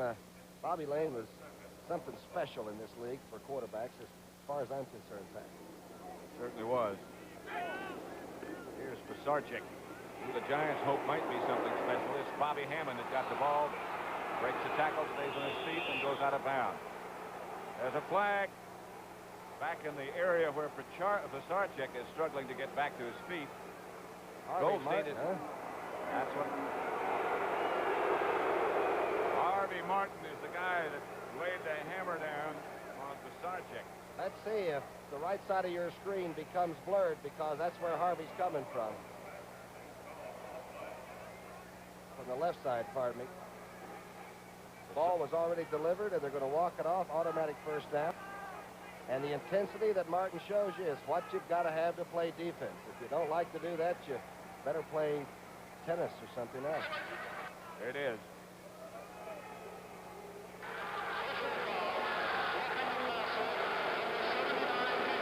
Crowd doesn't care for that call. 49 seconds left on the scoreboard clock. Just checking out what would happen. Pisarcik was very slow getting up. Randy Dean is the other Giant quarterback, and I don't know if he's even on the active list for this contest. Goldstein is gone.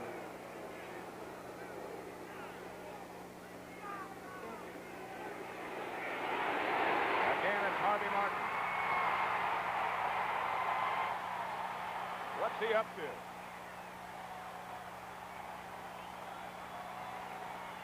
He jumped up and had lots of words to say to Gordon Gravel.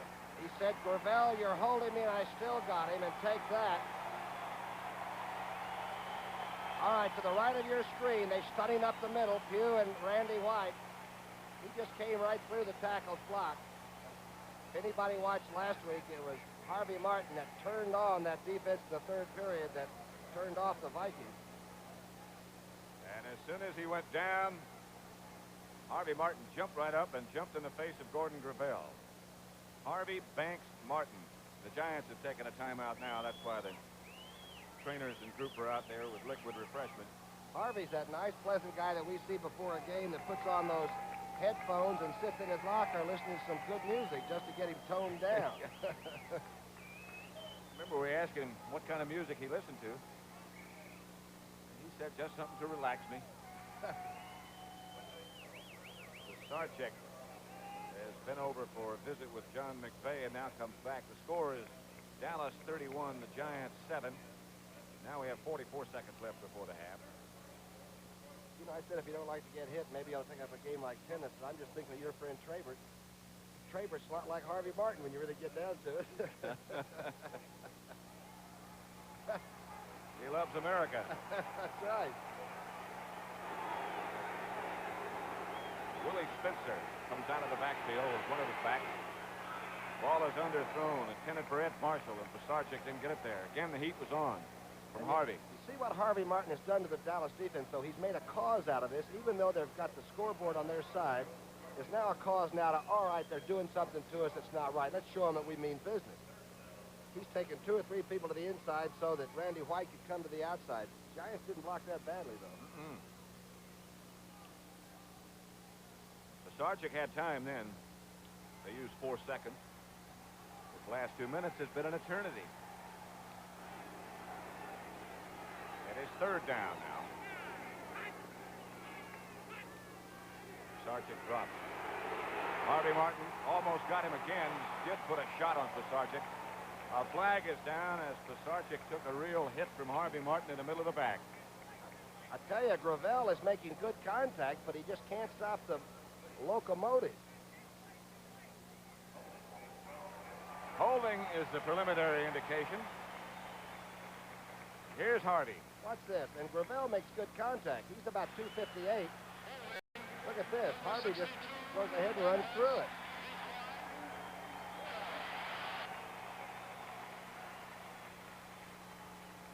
Penalty is declined, so it'll be 4th down, Giants. Line of scrimmage back up at about the 47, but the ball is back at the 37. 4th and 20. Tony Hill is back with Butch Johnson for Dallas. Dave Jennings, the Giant punter. Dallas still has 2 timeouts left, by the way. High. Fair catch. Illegal receiver down under the kick. Going to make Jennings kick it again, I suppose. Johnson made the fair catch. And I imagine that. Tell me, Dave Jennings is going to be a pretty good sportscaster. He's doing some radio up in New Haven. He always does look before the game. Could you just kick it? He can kick it, too. Walking around the lobby of the hotel this morning, and somebody said to Dave Jennings, "How come all kickers are strange?" He pointed at me and said, "Ask him." It runs in the family, huh?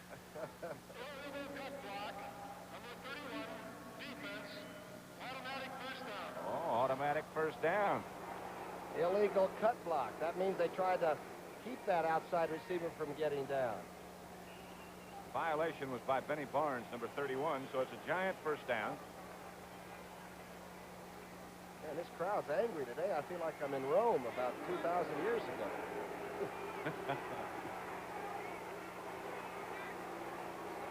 I hope it wasn't this hot. 1st and 10, Pisarcik drops. The double team is on Harvey Martin this time. It's picked off by Aaron Kyle. He gets back around to the outside. Robinson is the guy who made the tackle, and the Cowboys will gain possession. Pisarcik goes back and sets up again. The young quarterback can't see the underneath people. This is sort of a prevent defense probably at this stage in the first half. And this young man runs a 40, by the way, in 4.5 out of Wyoming. He's going to be one of the great cornerbacks around, believe me. 15 seconds left on that scoreboard clock before the half, and of course it won't start now on this change of possession until the ball is snapped. Cowboys still have 2 timeouts. If I know Mr. Landry, they'll just run it out now. Brinson.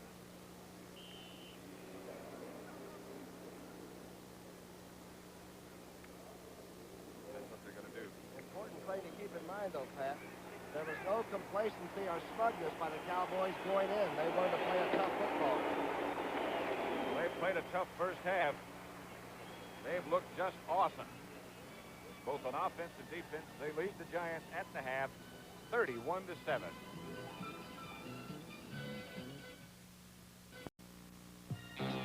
There's 85 feet between you and the ground, and there's enough juice at your fingertips to light up the county. But now comes Miller time. Time to head for the best-tasting beer you can find. America's quality beer, Miller High Life. When it's time to relax, Miller stands clear. Beer after beer. If you got the time, we got the beer. Miller Beer. Announcing the new Firestone steel-belted Radio 721 with 5 million miles of development testing behind it. Testing that tears at tires. Testing that scorches them with the heat of high speeds. Testing that plows them through a flood of salt water. That pounds and punishes them from sunup to sundown. Testing that tortures out the secrets, like the performance of our new 721 tire cord with 10 strands of steel where we had 5 before. the strongest steel cord we ever made for car tires. Tough testing proved this new 721 radio. But remember, the safety of even a tough tire also depends on you. Be careful where and how you drive. Don't overload. Check air pressure. Check wear. Check your Firestone dealer for the new 721. It's Firestone's finest radio ever. Radar is wounded, and Hawkeye is in trouble. The hell with you? Were you nuts? Where's your decency, man? Gee, you have a marvelous effect on people. Then Julie runs into an older man. I'm really sorry about your car. Oh, don't worry. I always wanted a shorter car. Yesterday it was Dr. Curran. Yesterday I wasn't in love with him. Tuesday at 9, 8 Central. Next Saturday, the CBS Sports Spectacular presents the premiere of the world's strongest men competition, an exciting decathlon event featuring unique test of strength. Live coverage of the Cup from Belmont Park, and highlights of the Super Bowl of motocross. That's next Saturday at 4:30. Let me update that one remaining race in baseball. Eastern Division American League, Yankees lead Toronto 11-0. The game is in the 8th inning, the first of 2. Boston ahead of Detroit 7-2, and Baltimore up on Cleveland 3-0. They are in the 4th inning of that Baltimore game. New York today lost the right to bid for the 1984 Olympic Games to the city of Los Angeles. The United States Olympic Committee voting 55-39 in favor of Los Angeles. The International Committee will make its decision next year, and of course, if no other city bids against Los Angeles, then LA automatically gets the game. Let's check now around the National Football League. Again last night, Minnesota had a scare, 9-3. They beat Tampa Bay. Washington and Atlanta. 10 minutes to go in this game right now. The Falcons have just kicked their second field goal. They trail the Redskins 10-6. Detroit and New Orleans still in the third quarter, and the Lions are ahead in that one 23-14. Baltimore and the New York Jets. The Jets trying to rally with a touchdown and a safety. Still behind the Colts 20-11 now in the fourth quarter. Seattle and Cincinnati. Cincinnati had been ahead 28-0, then it was 28-20, now it is 35-20. Seattle loses, but they're exciting, aren't they? Chicago and St. Louis just underway in the second half. St. Louis leads, and wait until you see the catch that J.V. Kane made for a Cardinal touchdown in that game. And of course the contest you're watching at the half, the Dallas Cowboys, with just too much talent and too much experience, lead the Giants 31-7. Houston and Green Bay, this has been seesawing throughout the afternoon, tied at 10 in the third quarter. San Diego and Kansas City right now. James Harris is playing at quarterback, and it is 16-7, the Chargers with the lead. And Phyllis, quickly, a couple of baseball updates. 5-4, Cleveland now ahead of Baltimore, and that game is in the 5th inning, so that could be a big one for the Yankees and the Red Sox. And how about a music piece? Take a breath. Boy, you do that really well. I'll take a breath for you. Well, you know, Brent, it seemed like just yesterday that Don Shula and Bob Greasy led the Dolphins to 2 straight Super Bowl triumphs. But the coin has turned. They've looked beneath the surface and brushed the film away. 1976 was another world for Miami, Don Shula's first losing world. And now Greasy, who's had his share of misfortunes, is wearing glasses. They both hope that coin will again turn their way for the Dolphins, and that all things truly run in cycles, as sung by Frank Sinatra.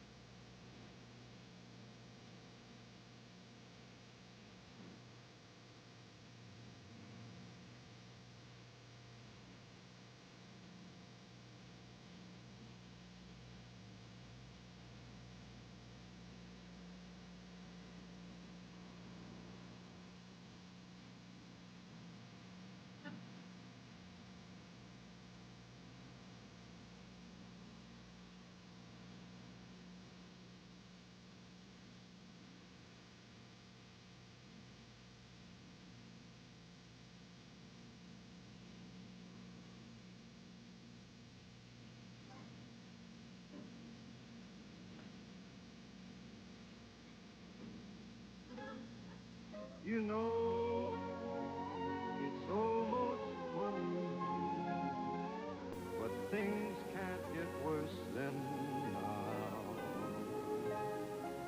So I'll keep on trying to sing, but please, just don't ask me now.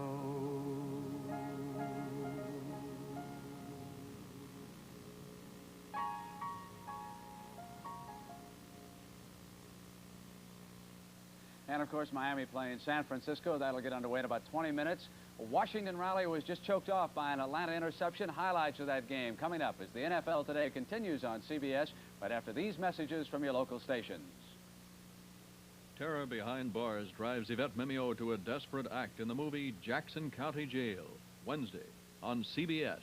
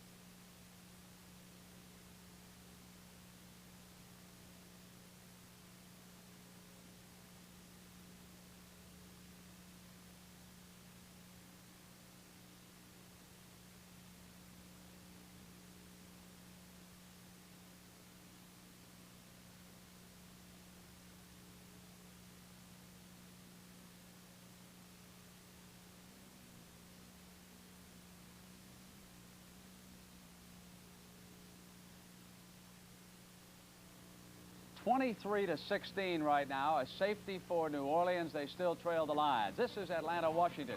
Here is Kilmer going to Frank Grant down to the 6-yard line. Early in this contest in RFK Stadium, Mark Mosley kicked a 26-yard field goal. 3-0, the Redskins were in front. Now here's a play that might have turned the game completely around. Could have been a Redskin route. Watch Kilmer. Scrambles around. He's got Fugit. Fugit spots Riggins. There's the old Sandlot pitch. Looks like a touchdown, but a holding penalty brings it back. Does not count. Now watch the pressure that Atlanta applies on Billy Kilmer. I'll tell you, this Atlanta defense looked pretty good here the first couple weeks of the season. Scott Hunter, who has replaced the injured Kwiatkowski at quarterback, wants Alfred Jenkins at the 11-yard line. Then the Redskins held. So was Mickemeyer, kicking a 23-yard field goal. This tied it at 3. Now the Redskins drive for the lead. Kilmer wants Taylor. Spots him over the middle. He gets to the 8-yard line. Now he wants his running back. Thomas, 22. Easy touchdown against the linebacker, so they got about 8 minutes to go in that game. It was 10-6, Atlanta trailing. Irv? Brent, I'm listening to the Detroit-New Orleans game right now, and of course, Detroit leads that game at the Silverdome by a score of 23-16, and New Orleans has the ball at midfield right now. But Greg Landry in the first half gets things started early through the air as he hits Ray Jarvis on a 15-yard gain here. Goes back to the air once again, this time going to number 86, J.D. Hill, a great sprinter on the outside. Detroit draws first blood and leads 7-0. Detroit second and 18 this time, and Detroit on the 38-yard line. Landry feeling great pressure is hit from behind by Bobby Pollard. New Orleans recovers the ball, setting up a scoring opportunity by Chuck Muncie. Muncie this time going out on a run option pass, decides to pull the ball down and goes the whole route 32 yards. He legs it in for a score and ties it 7-7. Punt coming up this time, Detroit from their own end zone. Summers tries to get the ball away, but Tommy Myers of New Orleans blocks it. The ball's recovered in the end zone by New Orleans, and the Saints take a lead temporarily, 14-7.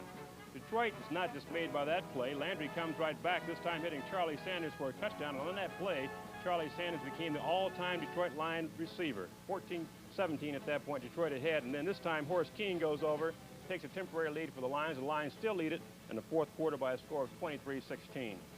Irv, while you were doing that highlight package, I see that Billy Kilmer has the Redskins on the move in the fourth quarter in that game. But let me show you a couple of plays now from St. Louis and Chicago. Cardinals in white. Here is Hart. Wants Harris on the sideline. Now, watch this next catch. It is the play of the day, without a doubt. J.V. Kane. How in the world does he pull this one in? Hart up high goes Kane. One hand he's got the ball. Pulls it down.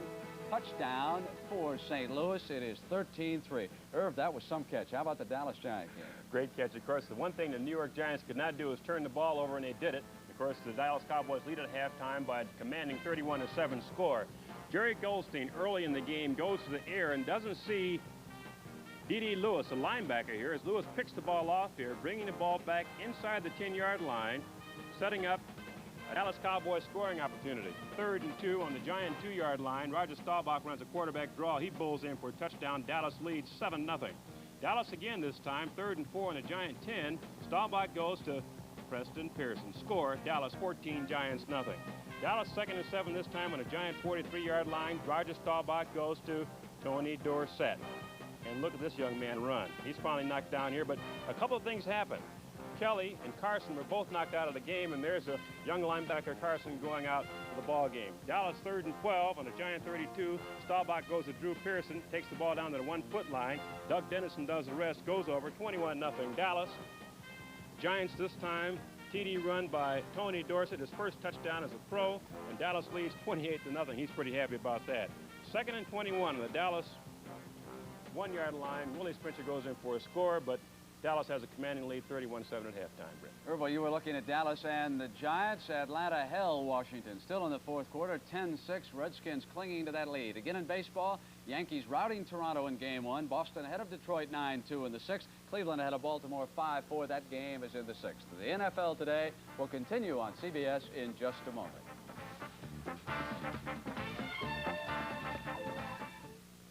Want to cut your fuel bills? Whether your house is new or old, put insulation everywhere. It can save you money. Your attic, you need a 6 to 12-inch blanket of pink Owens Corning fiberglass. Walls, full insulation. Unheated crawl space, insulate below the floor. Live where it's cold, insulate basement walls. See your Owens Corning fiberglass supplier to learn all about insulation. Insulation is cheaper than oil.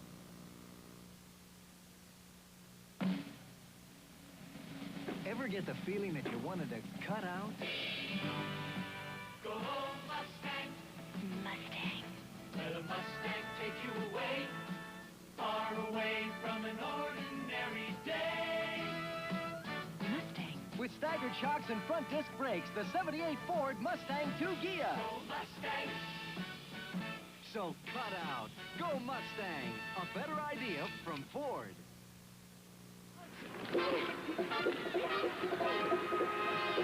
This is my team, the Chicago Bears. Hello, I'm Johnny Musso, and I'd like to show you Chicago. Carl Sandburg, the poet, calls Chicago the city of big shoulders. That's because it carries so much of the trade and commerce of this country. It's where trucks and trains and ships pass through on their way to all of America. It's tall buildings on the lakefront, Old Town, Rush Street, and the Magnificent Mile.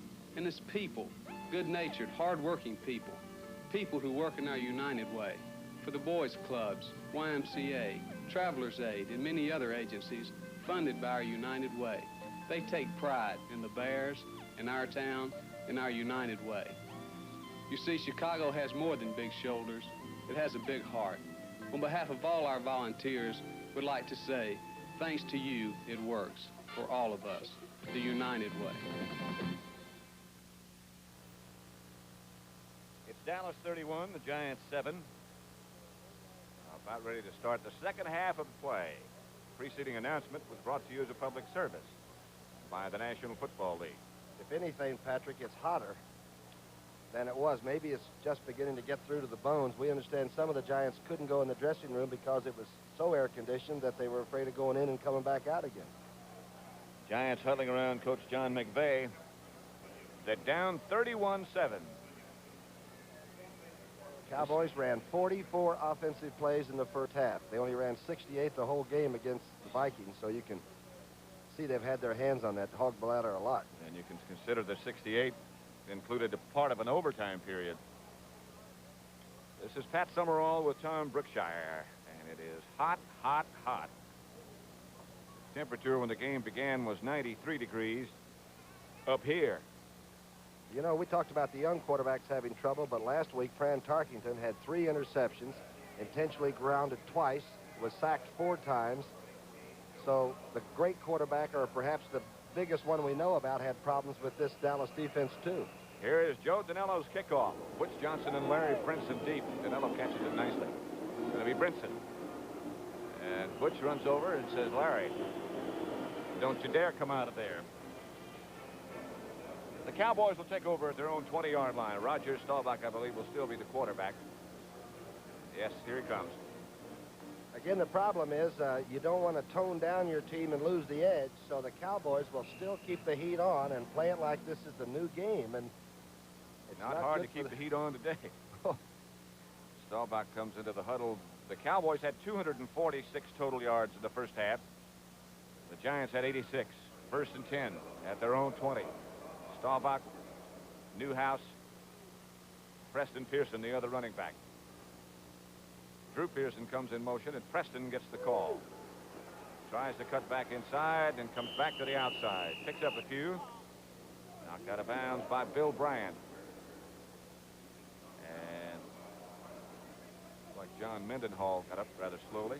I think Burton Lawless is in at the left guard, so Scott is in too, so Rafferty's the one that's getting a breather right now. Burton Lawless is the right guard, and the right tackle in the place of Pat Donovan is rookie Andy Frederick, who's about 6'6" and 260. They just got such a wealth of talent.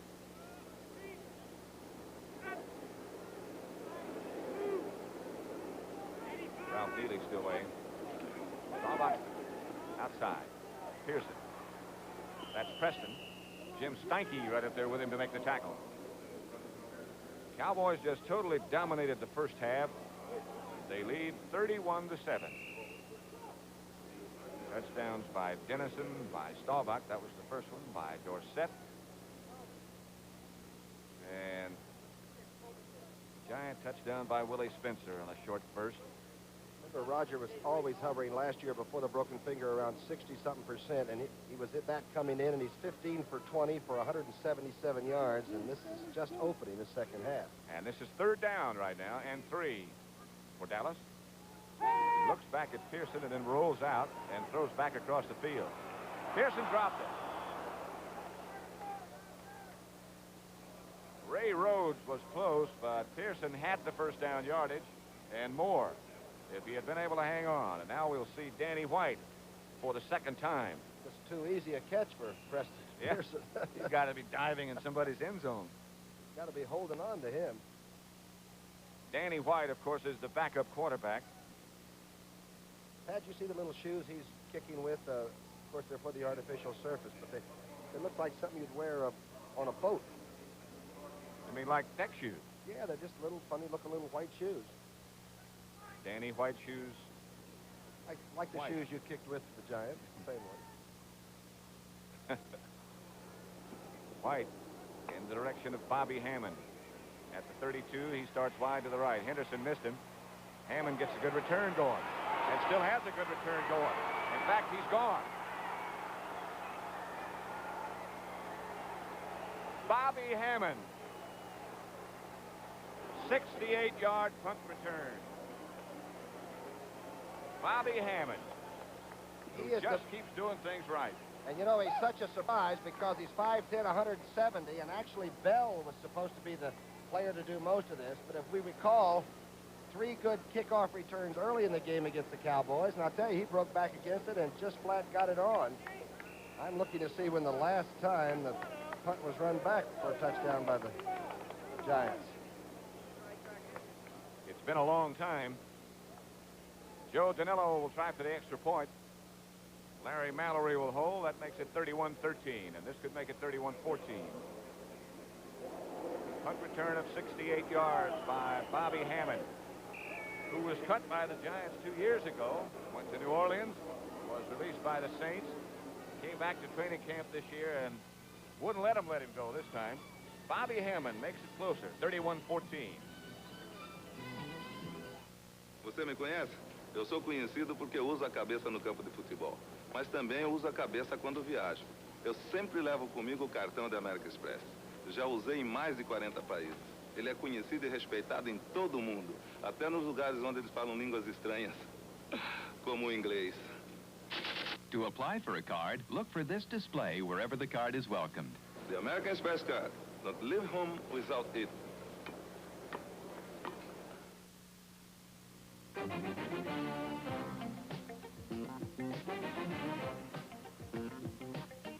We put Mobil 1 into this car and drove it 15,000 miles without an oil change. We then tested the oil and found that used Mobil 1 still protected the engine as well as new ordinary motor oil. Mobil 1, the oil that saves you gas, saves you oil changes. Joe Danilo will kick off for the Giants.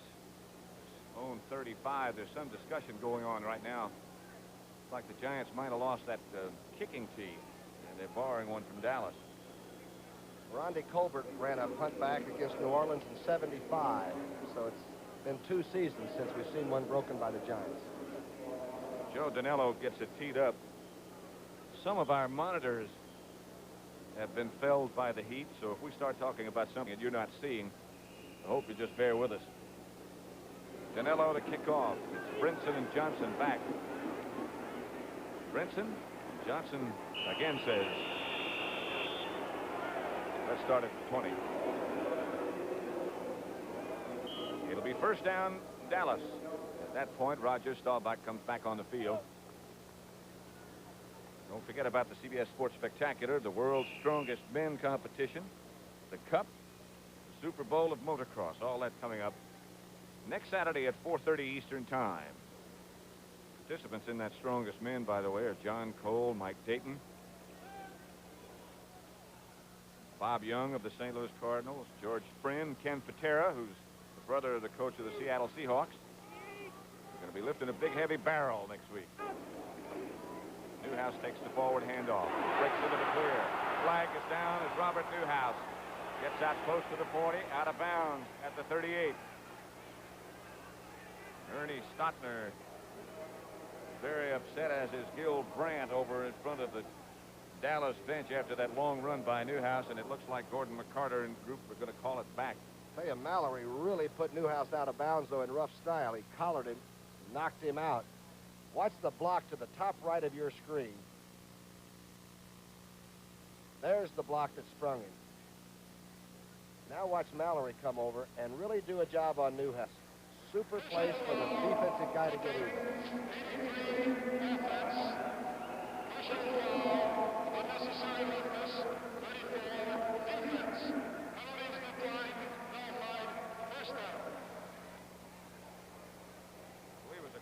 Call against Golden Richards.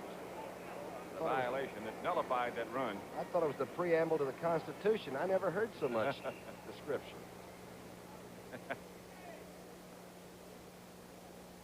Does make it a first down, doesn't it? Ball is on the 20. We are just into the opening minutes of the third quarter. Dallas 31, the Giants 14. First and 10.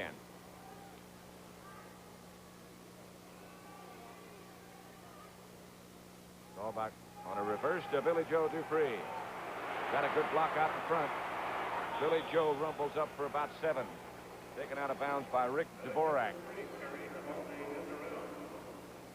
As we've tried to say to you, a team that's heading for a Super Bowl, led by a quarterback like number 12, is not going to be able to turn it off. They are using plays. The tight end around is what you just saw. So they're playing this half just like they started out dead even. That's probably what Landry's philosophy was. Fellas, it's 0-0. Go out and play another good half.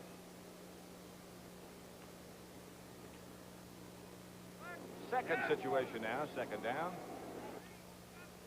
Billy Joe Dupree got 7 yards on that end around, so it's 2nd and 3. Comes Pearson in motion.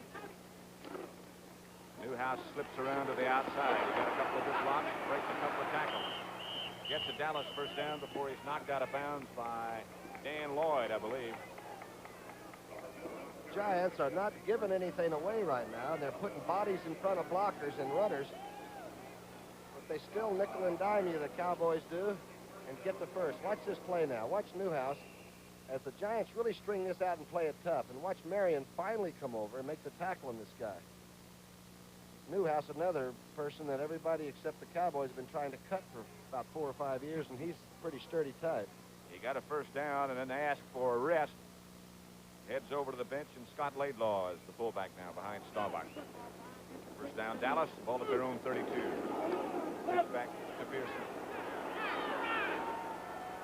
Archer had a piece of him, but Pearson squirms away and gets another Dallas first down before Brian Kelly gets him out of bounds. Archer gets up slow. Now, again, the second-year man from Colorado has a good shot, and watch him. He decides not to overrun the veteran back. Watch 77. The only thing he does do is make the tackle, and he's mad about it. But I'll tell you, Pearson is slippery. He's like tackling an eel, isn't he? Archer comes out now after that long chase, limping just a little bit. Now just bending over and trying to get his breath back, I think. Drew Pearson split wide to the right. A first down, Dallas. Ball at their own 44, and Rogers going to throw. And does. Wide open is Drew Pearson. He shakes to the outside a couple of times, down to the Giant 30. Stopped finally by Frank Marion. Drew Pearson. Give Roger Staubach a big plus on this one. Watch his fake. Now, Pearson's shaking. Watch the fake here. The linebackers stay a little too close. And now Pearson's speed has him down in that 20-yard area. Look how much room between the linebackers there and Pearson there. He's dangerous once he catches it. Marion makes a good tackle here. Good hustle still. Let's give up yardage. I can't figure out what happened to Drew Pearson. He is still bending over right where he caught it. And the Dallas trainers have come out to take a look at Drew. I think he's gotten cramps. Could be what some of the players are going to have. If you're not taking a lot of salt in the first half, you could have a real problem with the legs in the second.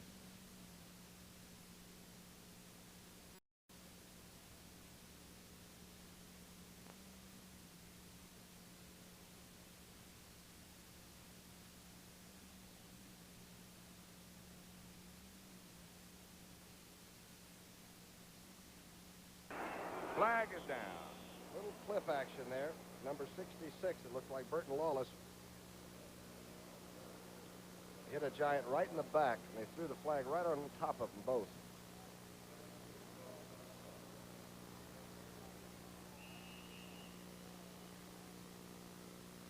Again, a couple of the Giants on the far side of the field, very slow getting up. Marion and Brian Kelly. Well, that Marion's been really hustling, too, number 51 back there. He's hurt. Marion is 6'3" and 230. Had 1 year of experience in the NFL. He's from Florida A&M. There's the hit that he put on Doug Dennison. Jack Gregory was the one that Lawless cut down from behind. There's Jack still standing. See if we can hear what Gordon McCarter said. Clipping, number 66, offense, first down. Burton Lawless, the guilty party. Watch right to the right center of your screen. There it is.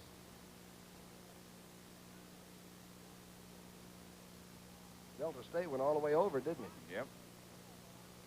He was talking to you about his soybean crop this morning. Said he got the crop in. He's got a pretty good-sized farm down there, he and his daddy, huh? Yeah. So, Brian Kelly walking away now and back to the huddle. It is hot. The Ford in Your Future is coming October 7th. The new Ford Fairmont. A new wagon designed for today and the years ahead. The Fairmont wagon has excellent mileage ratings, but while it is trim and lean outside, Fairmont has almost 90% of the passenger space of most large wagons, and with its seat down can swallow up all this cargo. Is Fairmont the Ford in your future? Test drive Fairmont October 7th. Find out for yourself. Fairmont, the newest, better idea from the Wagon Master. Time to trade in for TouchTune at your Magnavox dealer now. Trade in your old TV for any new Magnavox TouchTune color television and save big. Just in time for football season. And just for touching any TouchTune television, you'll be handed free the official 1977 NFL record manual. Choose from a wide range of prices and styles during trade-in for TouchTune time. Trade and save at your Magnavox dealer now. Hawkeye hits rock bottom as Radar is wounded in action on MASH. Tuesday at 9, 8 Central and Mountain.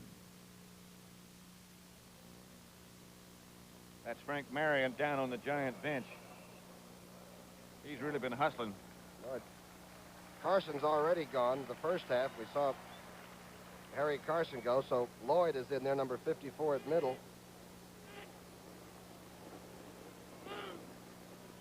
First down for the Cowboys. Ball at the Giant 45. Staubach to the outside to Dennison. Actually, look at that defense now. They've got Lloyd. They've got Brian Kelly. And they got an extra defensive back. I think Danny White's the quarterback now, too, so we're going to get to see the He young is. man from the WFL out of Arizona State. Who's a fine athlete. Look at this. Seattle got rolling, didn't they? Yeah. 42-20. Bengals have a lot of people, don't they? Cincinnati picked by a lot of people to win all the marbles. They struggled last week against Cleveland, however. Danny White with the forward handoff to Laidlaw. Scott Laidlaw rumbles down inside the 25 to the 23-yard line. Stopped by Dan Lloyd. Now, there are going to be some people say, boy, they're really trying to lay it on. But watch this little move, a little shuttle inside by Danny White. Remember, White hasn't done anything except punt twice. So he's going to try to work on whatever he thinks people want to see him do in the Dallas uniform. So it's very hard to turn off a team that has got these kind of people waiting to play. Brian Kelly comes out, and now Brad Van Pelt is going back in with his right arm heavily bandaged.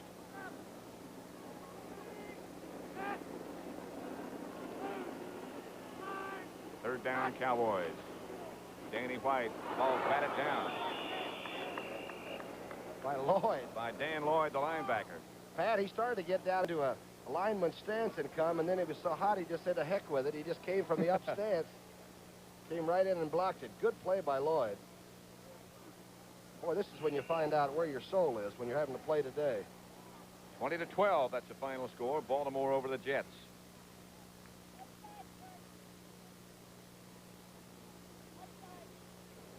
Brian Kelly is back in the game now as Efren Herrera will try a 41-yard field goal with number 41 holding. That's plenty of distance. It is good. Cowboys 34, Giants 14. Herrera from 41 yards away makes it Dallas 34, Giants 14. 11:23 left, third period.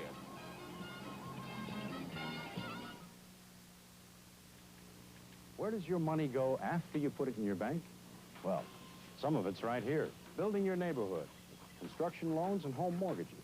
But also with municipal bonding, money for your public parks, and money for your schools. Today, America's banks have over $80 billion invested in communities like yours. So if you believe in your community, there's no better place to put your money than your bank. America's bankers, helping you change things for the better. To get ahead these days, you got to keep on your toes. So I've got something to keep my competition flat-footed. Sunoco's penny pinching pump. It has 190. The gas is made to sell below my regular, and 220, the gas that sells below my premium. So if your car runs on regular or premium, my pump can save you money on quality gas. If I don't want you to go right by me, I got to do right by you. Sunoco's penny pinching pump can fill up your tank for less. That's my way of being very friendly. Efren Herrera. He's trying to crush the ball. Yeah. Checking out the pressure. Gordon Bell and Emery Moorhead. Back deep for the Giants. Bobby Hammond getting a rest. After 68-yard punt return, let's see if Bell can maybe turn the Giants on a little bit. I see Hammond sitting down on the bench with a towel draped across his head.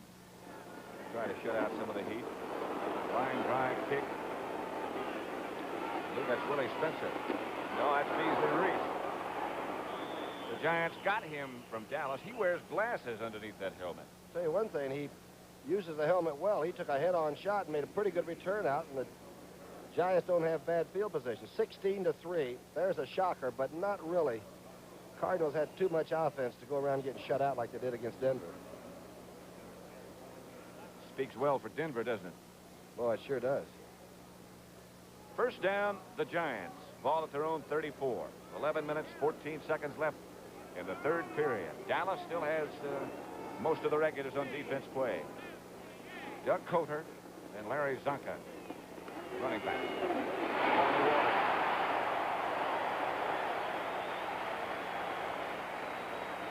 Well, there's a guy who looks like a different guy from what he did 4 or 5 years ago. Tell you one thing, he's just beefed himself up. He's still a good-looking athlete. We're talking about Waters now. Watch him come through.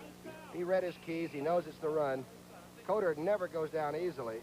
But 41 made a tackle last week against Foreman we thought was unusual, too, because it was such a clamp, such a firm one.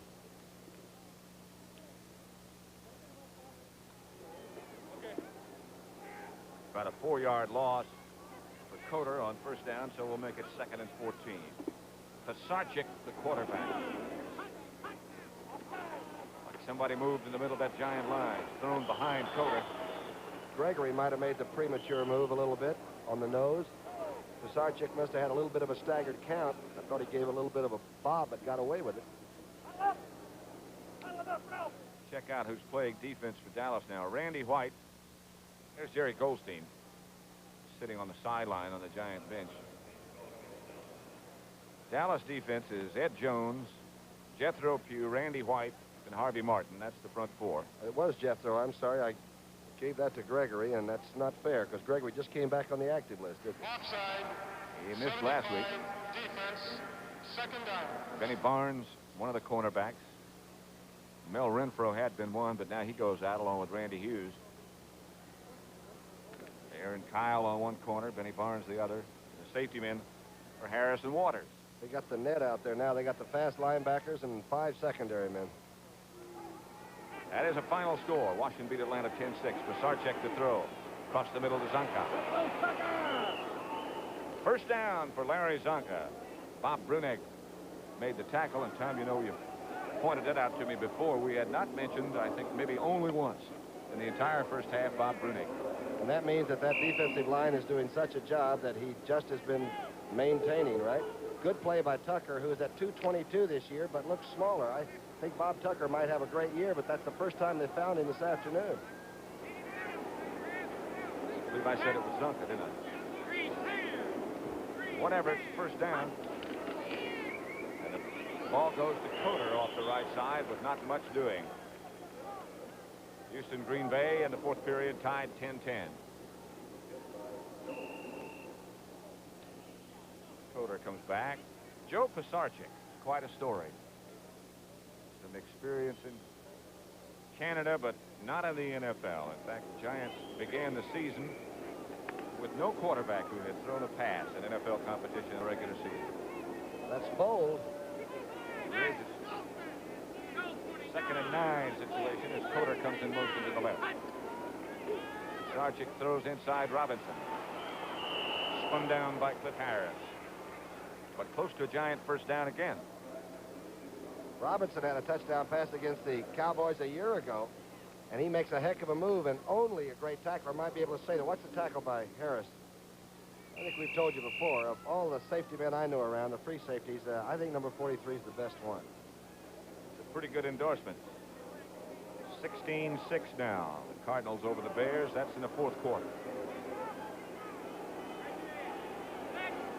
Bobby Hammond and Larry Zonka now the running backs on first down for New York. Ball at the 42 and Hammond. Zonka left side. Good fake by Pisarcik. Aaron Kyle had to come from the cornerback position to make the tackle. Watch Van Horn's block on Randy White to the left. They cross block. Hill takes Randy White out, and Zonka hit the hole like the old Zonk. Wide open and full out. And that's one tackle that Cliff Harris won't want to make all afternoon. You stop and start thinking about if the Giants do get 7 here, that would make it 34-21. You might be creating another game here. Bobby Hammond and Willie Spencer now the running backs, and this is Spencer. Broke a couple, got down to the 25.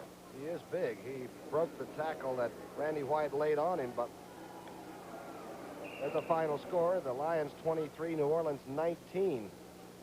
Stram won the exhibition season, but as we found out, preseason games really aren't the same. The Lions even their record at 1-1. New Orleans now 0-2. A couple of high-scoring affairs. They lost to Green Bay last week.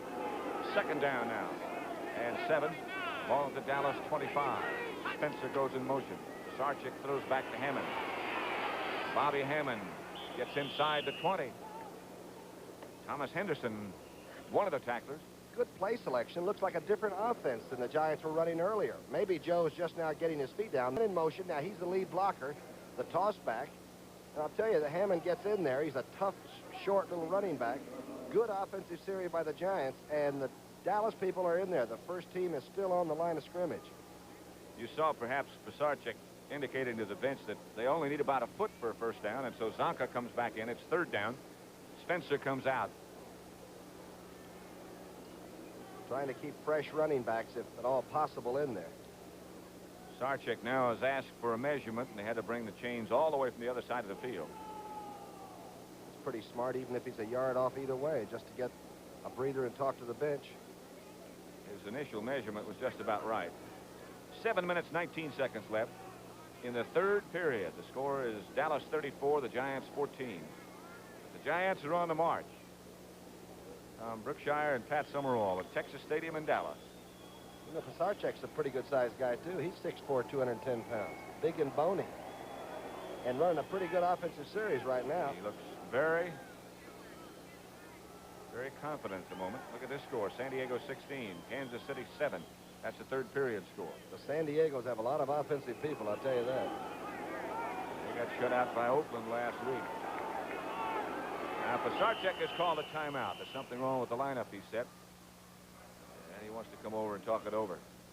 Sarchik has completed 5 out of 8 for 98 yards, including that 54-yarder to draft choice Johnny Perkins that set up the Giants' first touchdown. Right now, 34-14 Dallas over the Giants.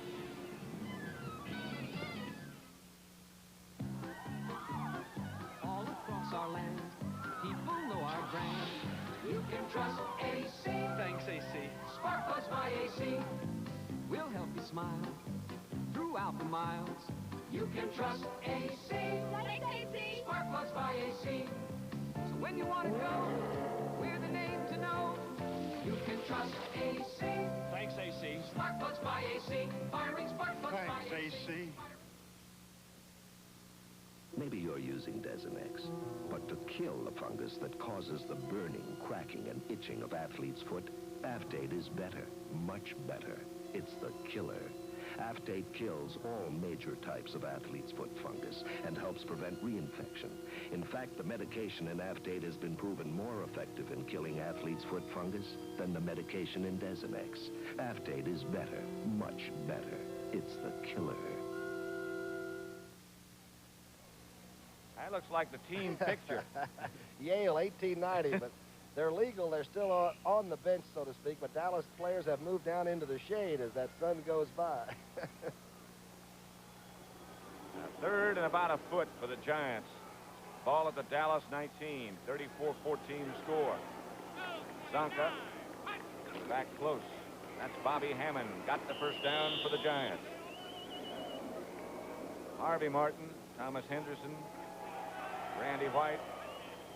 What a first down, Giants. They've hung in there. I wonder what a Giant touchdown would do to the Dallas psyche right now. I wonder if that would be hard to sort of swallow when you figured you had them knocked out. Then they get the punt return. And now the Giants are on a legitimate door-knocking job.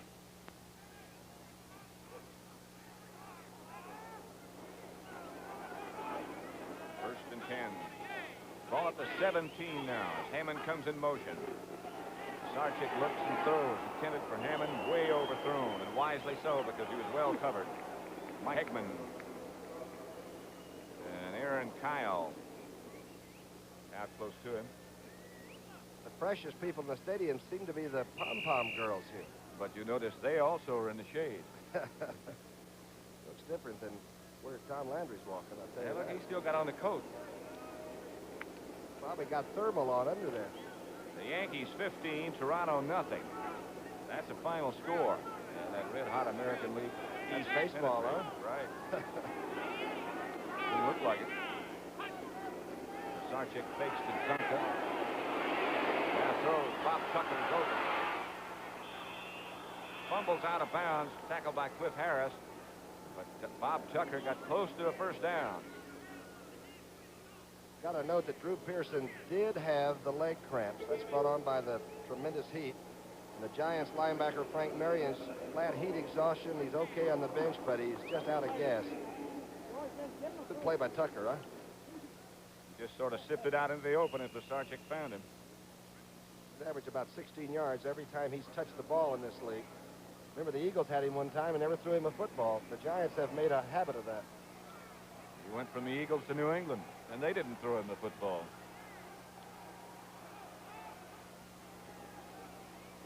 First and goal at the 6 for the Giants. They get inside the 5. That's Zonka. Zonka straight ahead. Everybody talks about his speed being slower, but speed was never a prime asset. It's not how fast it went, it's how strong the darn thing was that came on those wheels. Just under 5 minutes left to play in the third period. Today's attendance, by the way, 64,215, a sellout. Watching the Giants trying to come back. Doug Coter. Got in. Thomas Henderson had him wrapped up, but Doug Coter scores for the Giants, and John McVay. What's blocked by Zonka on the outside? There's the one on Barnes that really allowed number 44 to get in there. And we've talked about this running back, Coter, from out of Kentucky. He can find it. He's tough. He's a better inside runner than people think. And Zonka's still a heck of a blocker, too, isn't he? Doug Coter scores to make it 34-20 now. Joe Danello with Larry Mallory holding. Will try to make it 21. Does. Oh, with 4:42, things get a little bit more interesting, don't they? 4:42 left to play in the third period. It's 34-21. Tom Landry looking on and finding his team all in the shade. I wonder what he's thinking, though. I know what Tom Landry's saying. He's saying, okay, now, let's go down and get a legitimate drive, either get 3 or get 7 and get this game over with. Don't fool around with this team. Don't forget the Sports Spectacular. The Super Bowl of Motocross. This is next Saturday at 4:30 p.m. Eastern Time. The Cup, which is the 5th running, a $250,000 purse. The race is the 2nd of the Fall Triple Crown Handicap for 3-year-olds and up. What's the world's strongest? What are they lifting? A barrel of what? Liquid shot, whatever that is. They'll start at 150 pounds. You can't drink it, can you? Can if you want to. If you're strong. That's going to be all next Saturday at 4:30 p.m. Eastern Time on the CBS Sports Spectacular. Joe Danello to kick off. Line drive in the direction of Brinson. Out of bounds. Now he'll have to kick from the 30. Boy, on a hot day like this, you don't make too many friends by making them have to do that again. With either team. This looks like a Hollywood review, you know. These dancing girls here are incredibly in good condition. Or well-conditioned, I guess I should say. Either way is right. 34-21, 4 minutes, 38 seconds. Kicked that field goal last week, didn't he? Yes. Danello? With 3 seconds to go. That 4:38 I mentioned just a minute ago is remaining in the third period. Looks like this has been an awfully long game. Sure not as long for us as it has been for the players. If you're wearing dark blue. Larry Brinson almost has it go over his head. Starts at the 1. Wheels back up to about the 17. Bill Ellenbogen made the tackle. check out another score. Oh, good score to put over that nice lady. St. Louis 16, Chicago 13, and the Bears refuse to fall. I just wonder how St. Louis has been stopping Superman Peyton. There's no defense for that girl or Tom Landry's team. Got out of that without any problem. Landry checking his notes now on the plays he'd like to call. The crowd getting a little uptight about the thing. 34-21 as the Giants have come back. Roger Staubach is back as the quarterback. 43.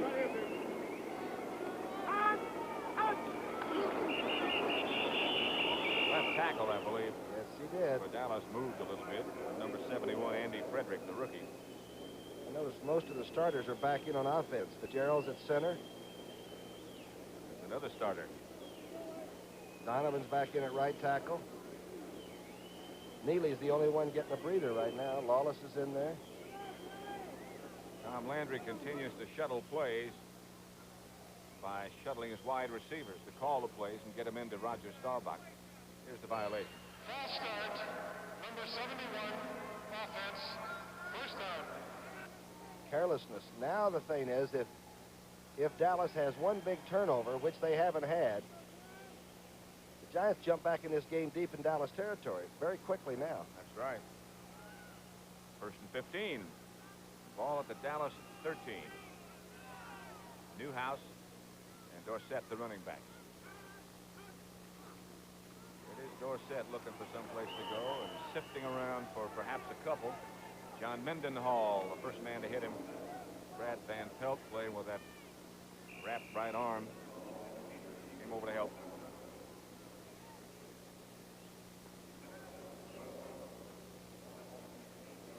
I'm trying to think back to when I played in tremendous heat like this. And what I'm looking at, I forgot what I was going to say about this, how hot it was. Second down, a 2-yard pickup by Dorsett makes it 13 to go. Roger Staubach's going to throw and does. Golden Richards at the 29, taken out by Ernie Jones.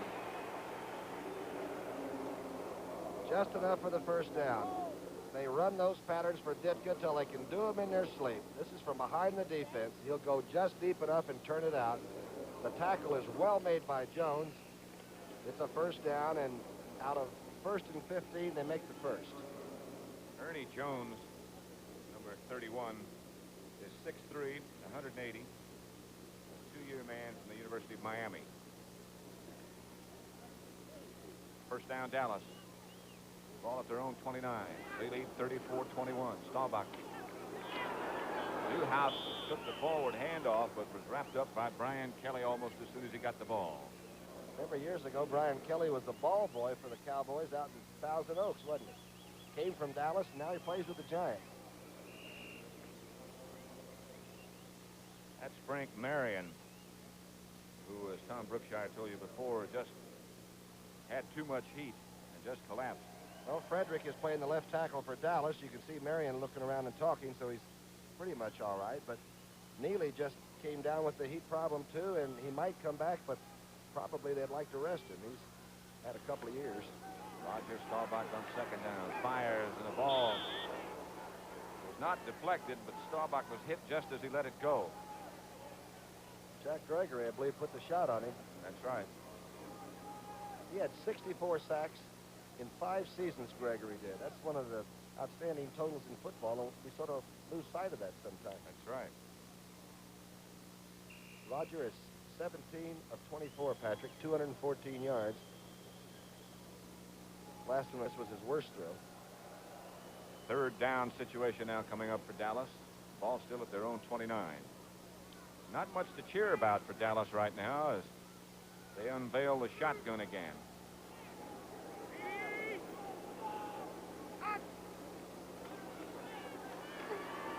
Steps up in pocket. Ball bounced off the Newhouse. He made the cut and had enough yardage for the first down. Couldn't hang on. Van Pelt and Newhouse looked at one another like they wanted to bristle, and they said it's just too darn hot. The ball was not thrown as well as Roger's been throwing them earlier. That was sort of a tail winder, too. So Danny White, excuse me, Tom. That's right. That's score was up and down. San Francisco over Miami 7-0 in the first period. That's got to be a shocking score. 4th and 10. Danny White standing back at his own 13. Bobby Hammond deep for the Giants. Bobby will get a chance.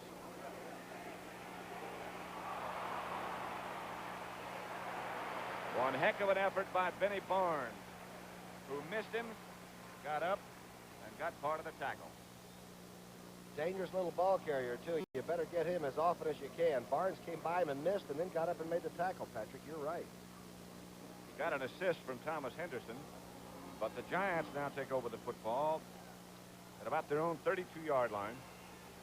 2 minutes and 45 seconds left in the third quarter. It is 34-21. Have the Giants run a draw with Zonka yet at all? A draw would really get Harvey Martin and those people off his back. Crowd starts to come alive now, encouraging the Cowboys. It's Coder protecting the football. Ed Jones under the bottom of that, and Coder got very little.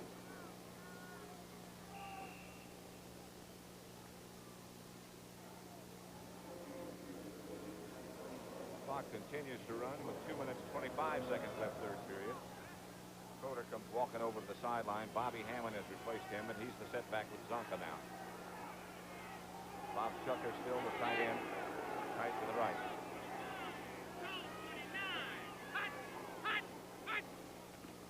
Here's Zonka, leaning straight ahead. In a hurry, he gets there, too.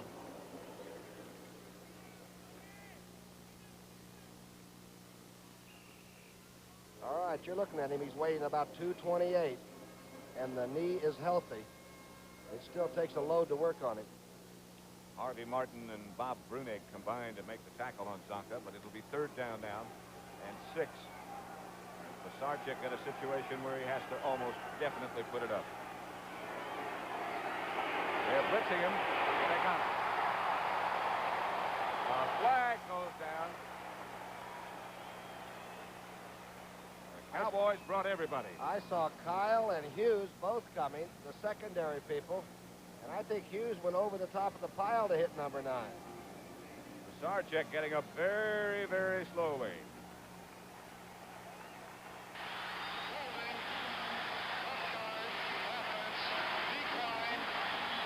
Let's watch that blitz again.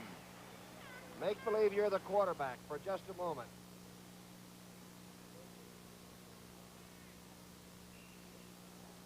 That's long enough. Randy White was on the bottom of that, along with Randy Hughes. So Jennings, number 13, back to punt for the Giants. Butch Johnson standing at his own 35 for Dallas. They're coming again. Good punt by Jennings, and Johnson puts up the hand for fair catch at the 30. It was some kick. It really was. He started out in the PPK, didn't he, Jennings? Didn't he? He was one of the winners. That was a 45-yard punt. And Dallas will take it over again. A minute 24 left third period. They still lead 34-21. Roger Staubach and receiver Drew Pearson in conversation right now as they come back to start this series. Pat Donovan, I see, is still at right tackle. Billy Joe Dupree, for 89, the tight end, goes to the left. Drew Pearson back as well. Dorsett and Newhouse, the setback.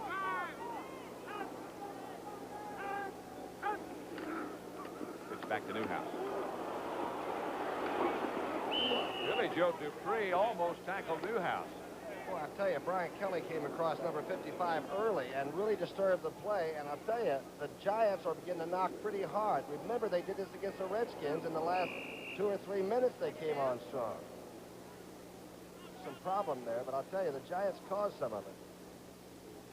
Newhouse almost knocked off his guard. Billy Joe Dupree coming back to block. There's Pisarcik on the Giants bench. Butch Johnson split over to the right. Sarchik on the phone with the coaches up in the press box. Fake. Staubach. tough catch, or a tough attempt at a catch. It was thrown behind him. Ernie Jones on the coverage. Drew Pearson already had 6 for 97 yards. Again, you lose a little bit of the intensity when you have a team apparently out of it. And Roger has forced, I think, about the last 3 passes he's thrown. That's what he's done so far today. Golden Richards has just brought the play in from Tom Landry. An extra tight end has also joined the offensive huddle for Dallas. Jay Salby.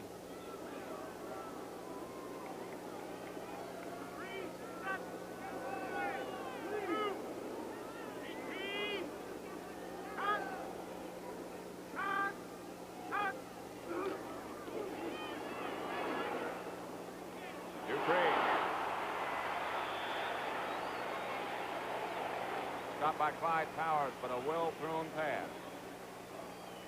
Boy, the rifle worked that time. Dupree is going down to run a square out. He's going to have solo coverage. By the way, back in the pocket, Tony Dorsett came back and made a pretty good block on a rushing defense. Watch to the left of your screen. Watch number 33 come back inside and get a piece of him and allow Roger to throw it. J.T. Turner was the blockee, or the block.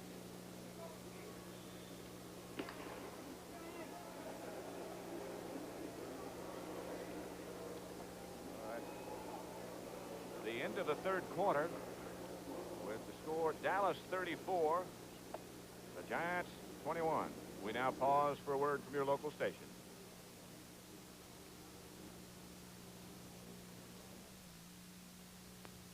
Lenny loses his cool when his apartment catches fire in the riotous premiere of Busting Loose, Wednesday night on CBS.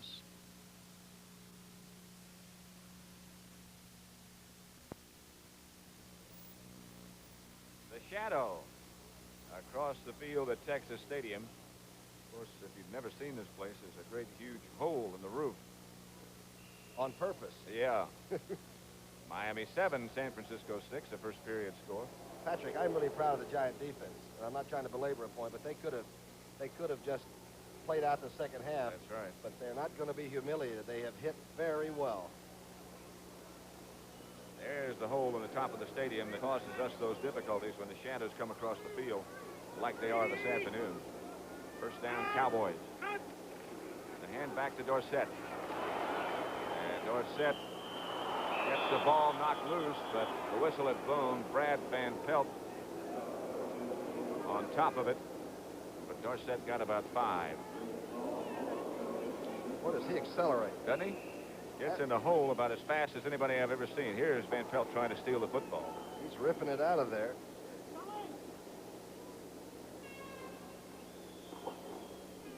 Second and 5, 5-yard pickup by Tony Dorsett. Houston 16, Green Bay 10 now in the fourth period. Dorsett goes back into the shadows. Handoff straight ahead is Newhouse. Newhouse inside the 45 to about the 44, stopped by J.T. Turner. Somebody threw his shoe out all the way back to where they'll huddle up. It's really getting a little bit nasty out there now. I thought somebody tackled Staubach almost before he made the handoff. Laidlaw checks in. And watch Roger. Watch how fast now they're coming. Mendenhall has Roger when he's trying to get the handoff. Newhouse lost his shoe and went out. Third and about a yard. Staubach overthrows Drew Pearson. And Danny White comes strolling onto the field as the Giant Newhouse taking care of the shoe problem in the shade. I watched White before the game practicing on the corner kicks. Ditka was watching him rather closely, and he can air mail it inside the 10-yard line, perhaps as well as any punter I've seen for a while. I don't get to see Ray Guy very often, but I'm saying he can really do it. It's quite an art, and one that didn't used to be practiced very much, but in recent years, they changed the rules about punt coverage. People are trying it more often. So Danny White standing at his 40. The Giants are coming to try to block it. Oh, they almost got it. They heard him that time. Jim Steinke is the guy who came charging across in front of Danny White and hurried that punt. Nevertheless, it goes out of bounds. Well, they're going to mark it at the 16, where the Giants will take over. They trail 34-21. We have 13 minutes and a half left to play in this game. I drive a Ford pickup because my daddy told me they're built tough. Right, Daddy? Right, and I bought a Ford pickup because my daddy told me they were built tough. Right, Daddy? Yep, and I drive a Ford pickup because my daddy told me they were built tough. Right, Daddy? That's right, yes. My daddy came to Texas in a covered wagon. I had to learn about Fords on my own. I'm a smart old bird, ain't I? Of all Ford trucks registered over the last 12 years, 93 out of 100 are still on the job.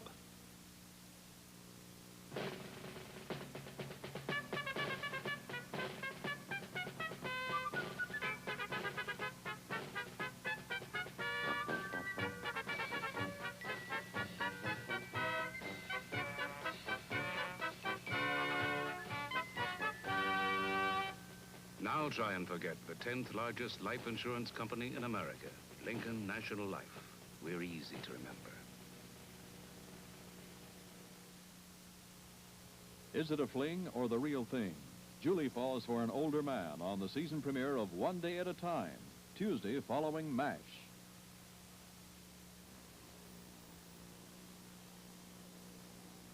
(34-21).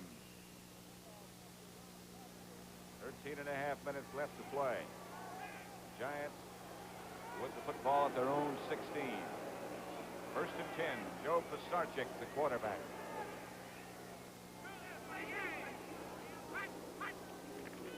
Straight ahead is Zonka.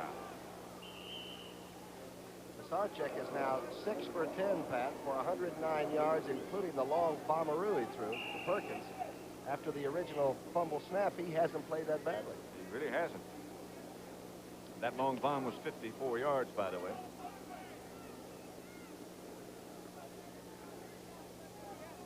Moorhead comes out. Marshall is in and split wide to the left. Perkins is right. 2nd and 7. Pisarcik going for Perkins. Benny Barnes right with him. Smart, too. Benny Barnes got in front of him, and Perkins would have had to run through 31 to get there. Very clever move by, you can see that Perkins is reminding the official of it.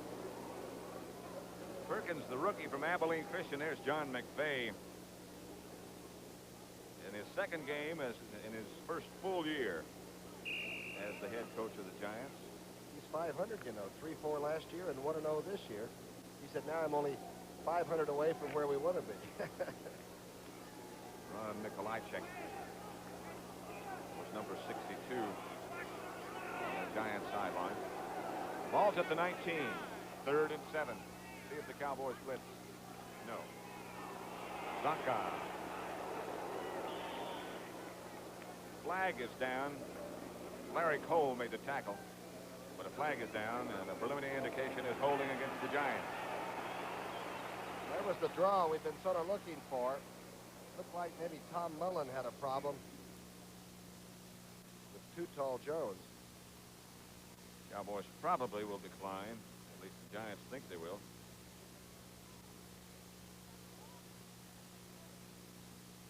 Charlie Waters looking over to see what Tom Landry wants to do.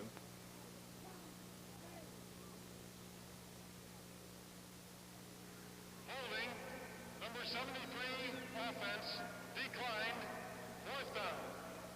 That'll make it 4th down. And Dave Jennings is in to punt for the Giants. Jennings standing on about the 8. Butch Johnson standing back on the 30. Jennings has done a good job punting. His last one was 45 yards. Oh, first try. Butch breaks 1. Breaks 2. The 46, the flag is down again. Butch Johnson got inside Giant territory. Let's see what the discussion is about back here. Butch takes it on the dead run, which is such an advantage for the return man because the first 2 or 3 people that come by just slide by. Jennings really kicked it. Inadvertent, no foul. No foul. How do you call a no foul? I never heard that call before. Here's Butch running it back. Dangerous punt returner is Butch Johnson. It's the first one of those we've ever had called. For lack of something better to do, we will call no foul. Illegal use of the flag, right? 34-21. 12.5 minutes left to play in this contest. Cowboys look like they might run the Giants right out of this stadium in the early going in this game. The Giants have fought back. Bill Staubach. This is Newhouse. Newhouse gets across about the 41, but he's tripped up by Troy Archer. I'll tell you, Tony Dorsett came up and made a pretty good block for Newhouse, and that's going to be a proving point for Tony. He can carry it. Everybody knows that, including Roger Wright, but that he can block is another thing we didn't know. He did a pretty good job on that play. Something he really never had to do in college. He was the deep back in that eye almost always. And hard to block from back there. Well, if you're playing defense, though, and don't remember he's in there on the other side all the time. It'll be 2nd and 6. Staubach overthrows, almost intercepted.